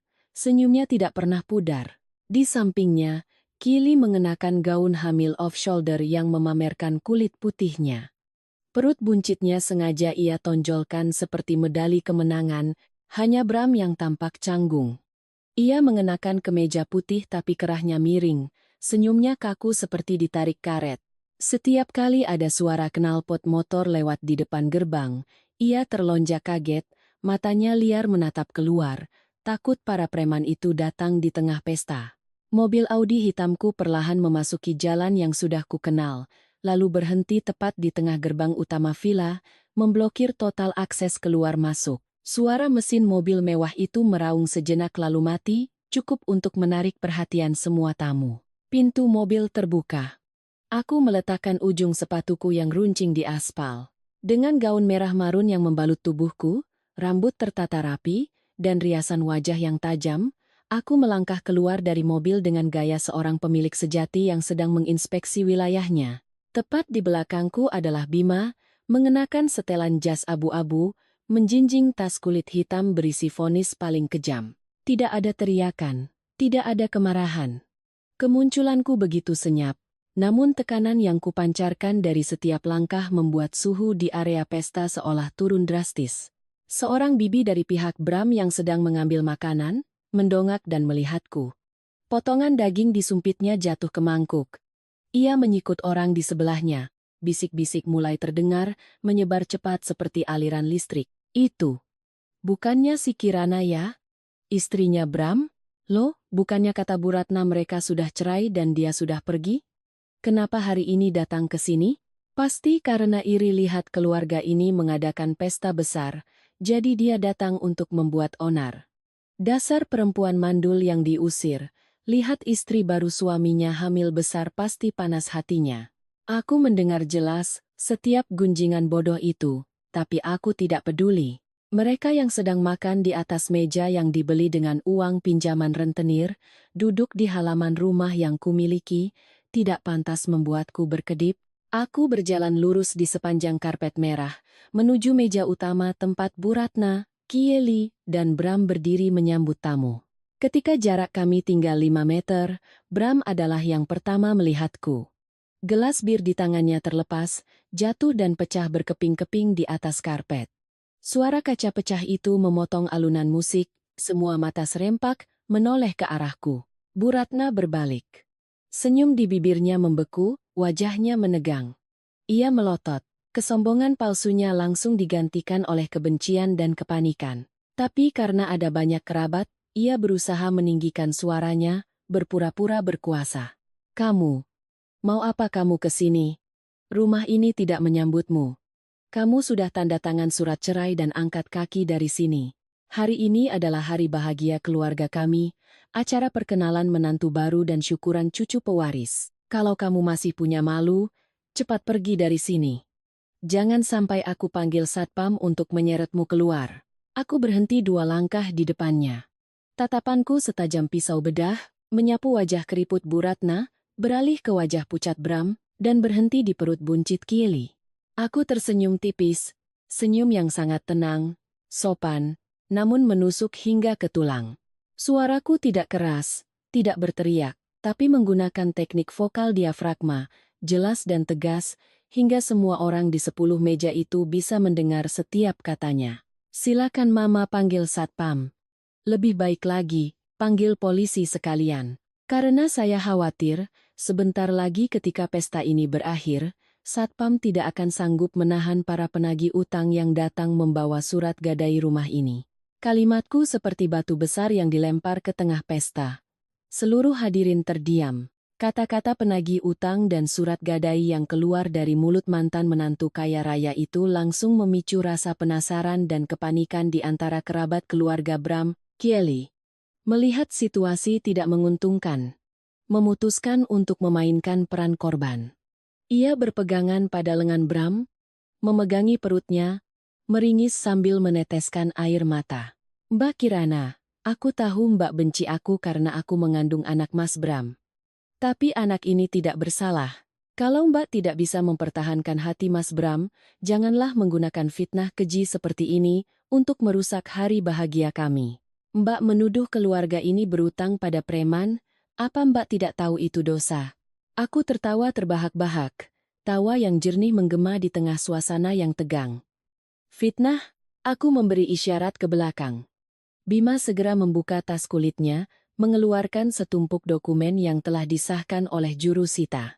Ia melangkah maju, berdiri di sampingku, mengangkat tumpukan dokumen itu setinggi mata para tamu di meja depan. Aku tidak lagi memandang Kieli. Aku menatap para kerabat yang matanya terpaku pada dokumen itu. Hari ini saya datang bukan sebagai mantan istri yang cemburu. Saya datang sebagai pemilik sah satu-satunya dari villa senilai 20 miliar tempat Bapak dan Ibu sekalian sedang berpesta. Dan saya membawa kebenaran untuk menunjukkan pada Anda semua bagaimana keluarga terhormat yang sedang Anda beri selamat ini telah menipu, mencuri, dan memalsukan tanda tangan saya untuk meminjam 15 miliar dari rentenir. Aku mengayunkan tangan. Tumpukan salinan berkas kuasa dan surat utang dari rentenir itu kulempar ke tengah meja utama.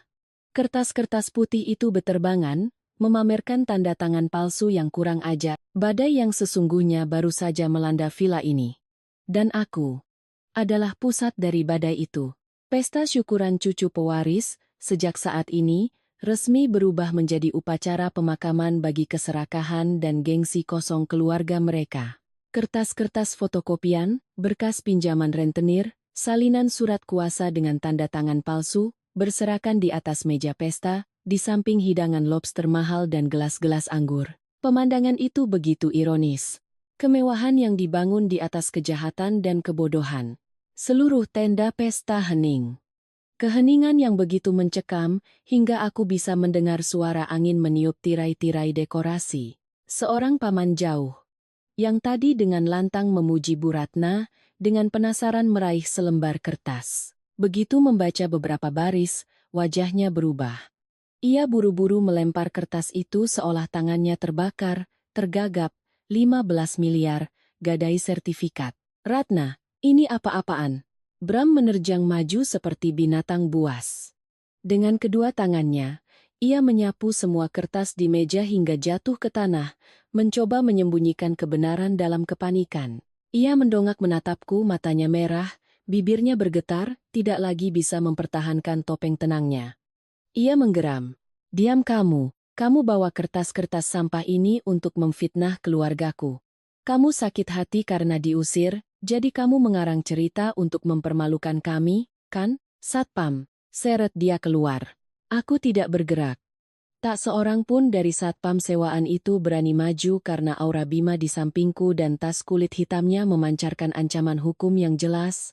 Aku menyilangkan tangan di dada, menatap Bram dengan sebelah mata, tersenyum sinis. Fitnah? Coba jelaskan.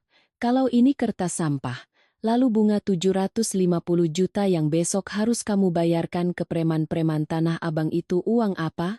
Atau kamu berencana menggunakan uang dari amplop-amplop kerabat yang duduk di sini untuk membayar bunga itu? Kalimatku seperti seember air es yang disiramkan ke para tamu. Mereka saling pandang.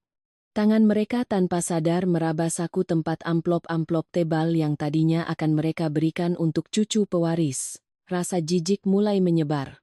Tak ada yang mau uang hasil jerih payah mereka menjadi santapan para lintah darat.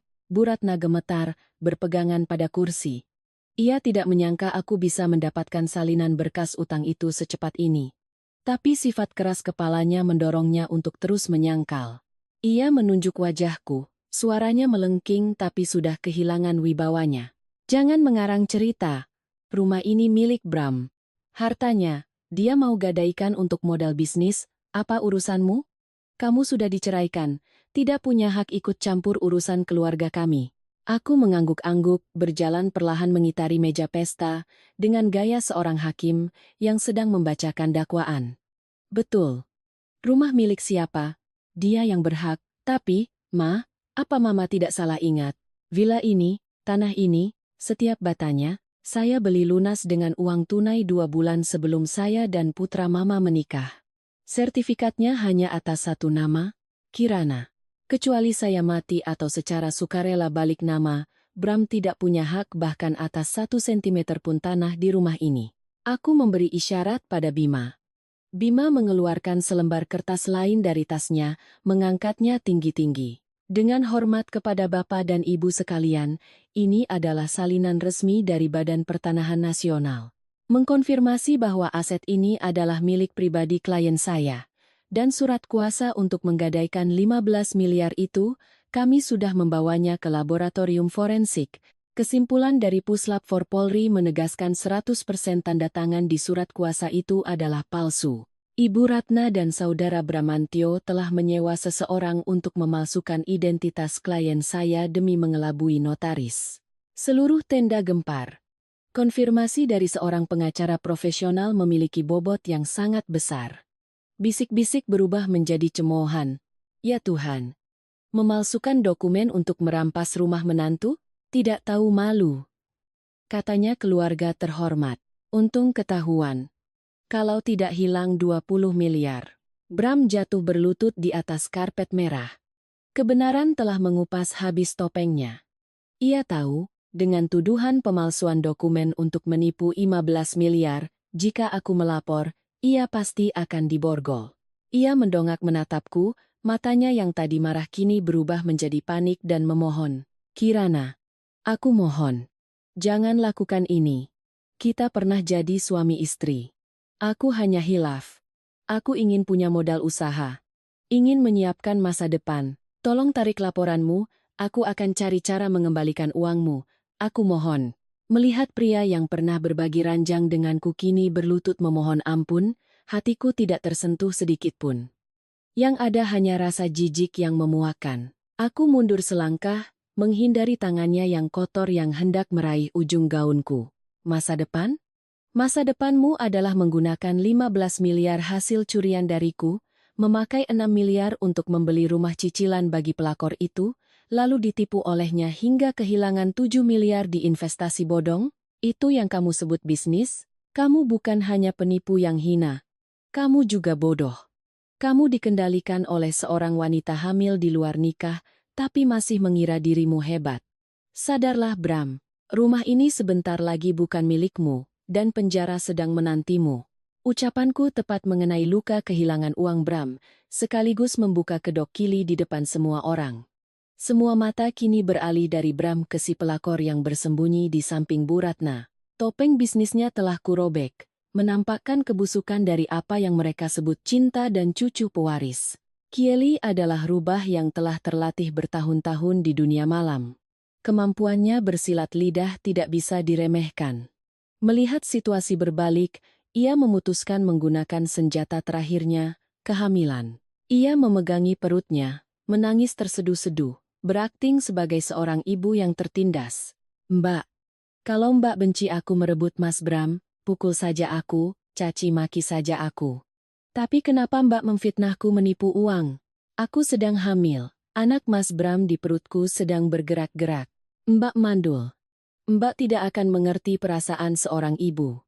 Jangan pakai kata-kata kejam untuk mencelakai anak Mas Bram yang tidak berdosa. Bu Ratna seperti orang tenggelam yang menemukan pelampung.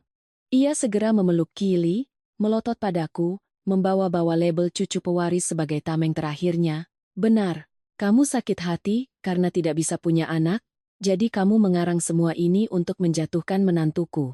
Kalau berani, tuntut saja.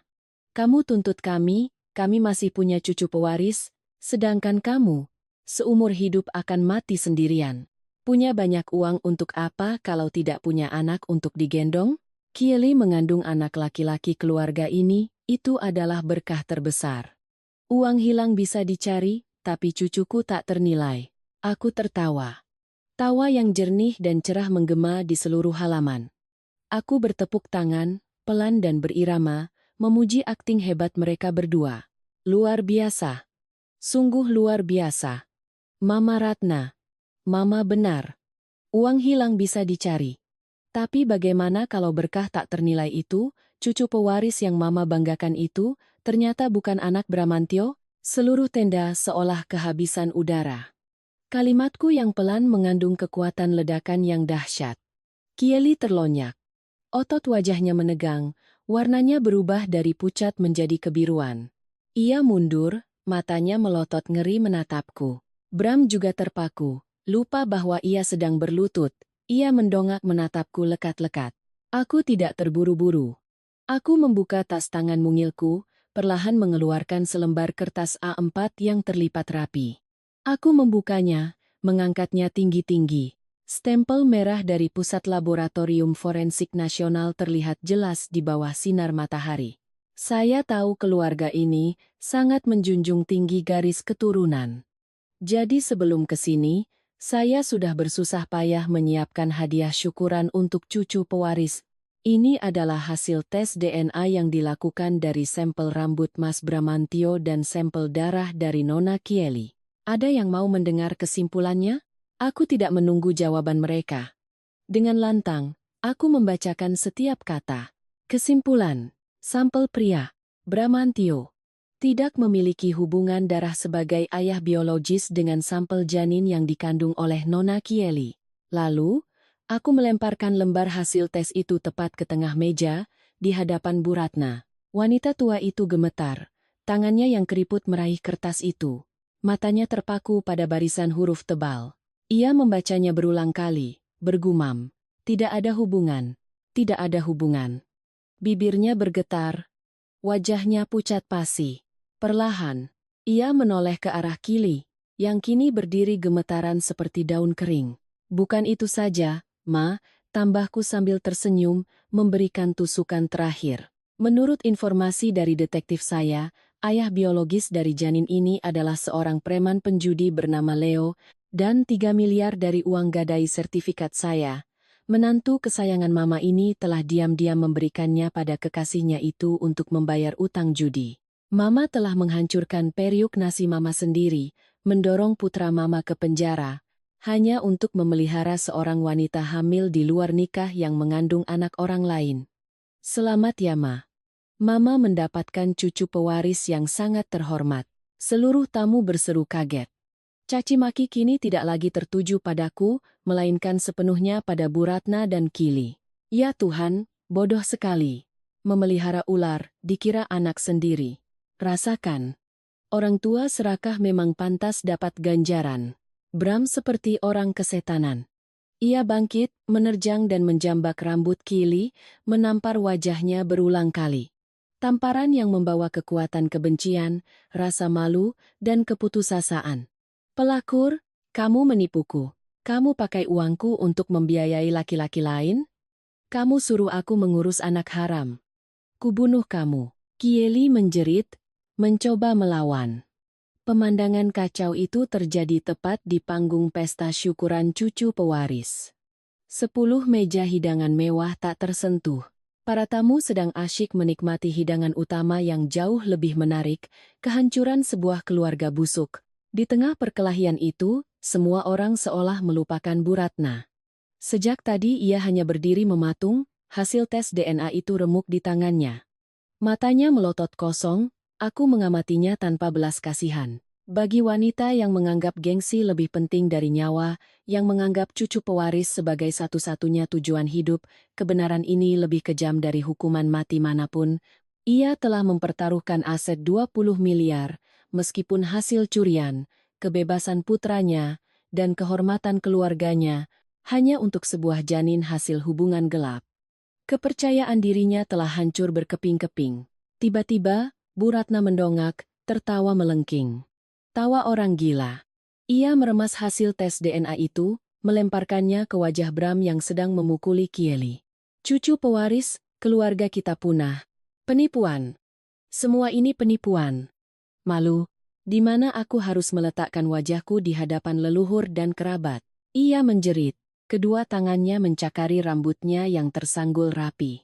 Kalung mutiara mahalnya putus, butir-butirnya berjatuhan di lantai, menggelinding kemana-mana, melambangkan hancurnya topeng kemewahan palsunya.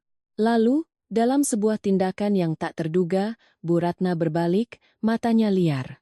Ia tidak menyerangku atau Kieli. Ia mundur beberapa langkah, lalu dengan sekuat tenaga, membenturkan kepalanya ke tiang pilar marmer raksasa di tengah ruangan. Buk! Suara tumpul yang mengerikan terdengar. Benturan itu begitu keras hingga tubuhnya terpental ke belakang, jatuh telentang di lantai. Darah segar mulai mengalir dari dahinya, menodai kebaya beludrunya. Darah yang menetes di lantai marmer yang dingin, kontras dengan warna merah cerah dari karpet pesta. Seluruh tamu menjerit ngeri. Mereka panik, mundur, menyenggol meja dan kursi. Piring-piring pecah. Bram berhenti memukul, berbalik dan melihat ibunya tergeletak tak bergerak di genangan darah. Ia menjerit pilu, berlari dan memeluknya. Mama! Mama! Panggil ambulans! Cepat panggil ambulans! Kieli memanfaatkan kekacauan itu, bangkit sambil memegangi perutnya yang kotor. Tanpa menoleh sedikit pun, ia berlari ke arah gerbang samping, mencoba kabur. Aku menatap pemandangan tragis itu, wajahku tetap sedingin es. Aku tidak memanggil ambulans, sudah banyak kerabat yang melakukannya. Aku bukan dokter, bukan pula malaikat. Aku datang untuk menuntut keadilan bagi diriku sendiri. Keputusasaan dan kemarahan Bu Ratna adalah harga yang harus ia bayar untuk keserakahan dan kekejamannya. Orang yang meminum racun dengan tangannya sendiri, jangan salahkan jika racunnya terasa pahit. Aku berbalik, ujung sepatuku menginjak sebutir mutiara yang tergeletak, menghancurkannya menjadi serbuk. Aku berjalan perlahan dengan angkuh melewati kerumunan yang panik, menuju gerbang utama. Dari kejauhan, aku mendengar sirene mobil polisi yang memekakan telinga dan suara deru mesin mobil-mobil pick-up berisi preman penagih utang yang melaju kencang ke arah villa. Semuanya sudah diatur. Pesta telah usai, dan para penjahat harus membersihkan kekacauan yang mereka buat sendiri. Saat ujung sepatuku menyentuh teras luar, sirene mobil polisi sudah terdengar semakin dekat, memecah suasana yang sudah kacau balau. Bima telah bekerja dengan sangat presisi. Ia tidak hanya melaporkan tindak pidana pemalsuan dan penipuan, tapi juga meminta penyegelan lokasi kejadian untuk mencegah penghilangan barang bukti. Di saat yang bersamaan, dari arah berlawanan, 3 mobil pikap hitam dengan kaca gelap berhenti mendadak di depan gerbang. Para rentenir Tanah Abang telah mencium bahaya dari pinjaman 15 miliar itu dan memutuskan untuk datang langsung. Polisi dan preman, 2 kekuatan yang berlawanan, muncul di satu tempat, mengincar satu mangsa yang sama, keluarga Bramantio. Aku bersandar di mobil Audiku, menyilangkan tangan di dada, menjadi penonton VIP yang menyaksikan babak akhir. Para tamu pesta berlarian panik, saling dorong mencari jalan keluar, bahkan menginjak-injak sisa makanan di karpet merah. Bram memeluk kepala ibunya yang berdarah, menatap bingung saat para polisi berseragam masuk, diikuti oleh bos rentenir dengan wajah penuh bekas luka. Kieli, si pelakor licik, yang mencoba kabur lewat gerbang samping, mengira bisa lolos begitu saja? Tidak. Aku sudah membayar 3 kali lipat kepada tim detektif Bima untuk menjaga setiap sudut di sekitar villa. Dari kejauhan, aku melihat 2 detektif berpakaian preman menyeret Kili kembali ke gerbang utama. Ia meronta-ronta dan memaki. "Lepaskan aku. Siapa kalian berani menangkapku? Aku sedang hamil. Kalau kalian macam-macam, kalian melanggar hukum. Tolong." "Penculikan!" Ia berteriak, mencoba menarik perhatian polisi. Seorang perwira polisi mengerutkan kening, menoleh pada Bima. Bima melangkah maju, mengeluarkan berkas lain dari tasnya. "Lapor, Pak. Wanita ini bernama Kiki Lestari. Dia adalah kaki tangan utama dalam kasus penipuan 15 miliar yang baru saja kami laporkan." Aliran dana dari rentenir masuk langsung ke rekeningnya, lalu digelapkan. "Kami sudah memiliki surat perintah penahanan untuk penyelidikan." Perwira itu mengangguk, memberi isyarat pada 2 bawahannya untuk mengambil alih Kieli. Wanita itu meronta. Matanya panik mencari pertolongan. Matanya bertemu denganku, wajahnya berubah, campuran antara benci dan memohon. "Mbak Kirana, tolong maafkan aku. Aku dipaksa oleh Leo. Dia mengancam akan membunuhku. Tolong kasihanilah bayi di perutku, aku tidak bisa melahirkan di penjara. Mbak kan kaya. Tolong lepaskan aku." Aku tertawa. Tawa yang dingin dan menghina. Orang yang barusan dengan sombong menghinaku sebagai pohon mandul yang menyuruhku bersedekah 20 miliar, kini menggunakan janin hasil hubungan gelapnya sebagai tameng untuk memohon belas kasihan. Bayi itu tidak bersalah, tapi ibunya bersalah. Kalau kamu tidak melahirkan di penjara, lalu di mana? Di villa 15 miliar yang dibeli dengan uang curian dariku? Tenang saja, hukum akan menyediakan fasilitas kesehatan untukmu di sana. Dan soal si Leo, jangan khawatir. Dia juga sedang dalam perjalanan ke kantor polisi. Ucapanku menghancurkan harapan terakhir Kieli. Ia lemas, menangis terseduh-seduh saat digiring oleh 2 polisi. Sementara itu, di tengah halaman, ambulans tiba. Petugas medis segera memberikan pertolongan pertama pada Bu Ratna dan mengangkatnya ke atas tandu. Bram berlari mengikuti tandu, tangannya berlumuran darah, wajahnya basah oleh air mata dan ingus. "Mama, bertahanlah, Ma. Suster, tolong selamatkan ibu saya." Tapi sebelum Bram sempat naik ke ambulans, bos rentenir itu menghadangnya. Ia menunjuk wajah Bram, menggeram. "Mau kemana kamu? Tanda tangan di surat utang 15 miliar itu milikmu dan perempuan tadi. Rumah ini disegel polisi, tidak bisa kami sita. Jadi, kamu bayar dengan nyawamu." Perwira polisi segera menengahi. Namun, Bram tahu, meskipun ia lolos dari pukulan preman sekarang, ia tidak akan lolos dari jerat hukum. Sifat pengecutnya membuatnya hancur total. Ia berbalik, melihatku bersandar di mobil, seperti orang tenggelam yang melihat sebatang kayu. Ia berlari ke arahku, mengabaikan tatapan jijik orang-orang. "Kirana. Kirana. Aku salah. Aku dihasut oleh Mama dan Kili. Aku tidak pernah berniat jahat padamu. Tolong bilang pada polisi ini hanya masalah rumah tangga. Aku mohon, aku tidak mau masuk penjara. Ibuku sedang kritis, kalau aku di penjara, siapa yang akan merawatnya?" Ia berlutut di aspal, memeluk pergelangan kakiku, membenturkan kepalanya ke ujung sepatuku sambil menangis pilu. Aku menatapnya dari atas, pria yang pernah kusebut suami. Tidak ada rasa kasihan, hanya jijik yang menyesakkan. Pria yang tega mengusir istrinya, kini menggunakan ibunya yang sedang sekarat sebagai tameng. Aku menarik kakiku, mengibaskan ujung gaunku seolah membersihkan kotoran. "Kamu salah, Bram. Masalah rumah tangga itu kalau kamu pinjam uangku dan tidak mengembalikannya, tapi kalau kamu menyewa orang untuk memalsukan tanda tanganku dan menipu 15 miliar, itu pidana. Aku tidak punya kuasa untuk ikut campur. Soal ibumu," dia membenturkan kepalanya sendiri, karena malu cucu pewarisnya ternyata palsu, bukan karena aku. Sebaiknya kamu bertobat di penjara. Mungkin di sana kamu bisa belajar menjadi manusia. Karena sebagai laki-laki, kamu sudah gagal total. Aku menoleh pada perwira polisi, mengangguk sopan. Pak, saya Kirana, pelapor kasus ini. Semua urusan hukum sudah saya serahkan pada pengacara saya, Bima. Silakan Bapak laksanakan tugas sesuai prosedur. Saya permisi. Aku membuka pintu mobil, masuk dengan tegas. Tidak lagi mempedulikan Bram yang meneriakkan namaku putus asa di tengah kepungan polisi dan preman. Mesin Audiku meraung. Aku memutar kemudi, mobil melesat pergi, meninggalkan kekacauan, darah, dan air mata dari para penjahat yang sedang menebus dosa mereka. 3 bulan setelah gempa di pesta syukuran cucu pewaris palsu. Aku duduk di sebuah kafe yang tenang di lantai teratas sebuah hotel bintang 5, menikmati secangkir teh hangat.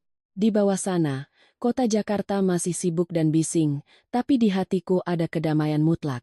Kedamaian yang harus kutebus dengan darah dingin dan kekejaman. Bima duduk di hadapanku, menyodorkan sebuah berkas tebal.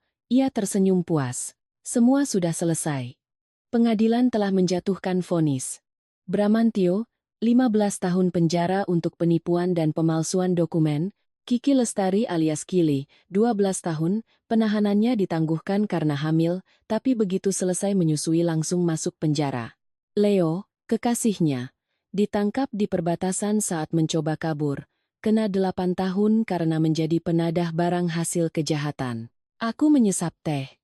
Bagaimana dengan Bu Ratna? Bima menghela napas. Hidup segan mati tak mau. Benturan di kepalanya menyebabkan cedera otak serius. Sekarang lumpuh separuh badan. Kadang sadar kadang tidak. Kerabatnya semua menjauh, takut terseret utang dan kasus penipuan. Tidak ada uang untuk biaya rumah sakit, jadi dipulangkan. Katanya sekarang dirawat di sebuah panti sosial kumuh di pinggir kota. Aku mengangguk tanpa emosi. Hukuman itu masih terlalu ringan dibandingkan dengan apa yang telah ia lakukan padaku. Penjahat yang tidak langsung mati, melainkan harus hidup menderita, menyaksikan keluarganya hancur, putranya dipenjara, tidak punya cucu, dan mati dalam kehinaan, itulah hukuman tertinggi dari karma. Ada kabar baik lagi, lanjut Bima. Putusan pidana telah membatalkan keabsahan surat kuasa dan surat gadai palsu itu. Villa 20 miliar itu sudah dilepaskan dari penyitaan, resmi kembali menjadi milikmu sepenuhnya. Para rentenir tidak dapat sepeser pun dari rumah itu. Ini sertifikat aslinya. Sudah kuambil dari kejaksaan. Bima menyodorkan kotak beludru merah yang kukenal. Aku membukanya, mengelus sampul merah muda sertifikat itu.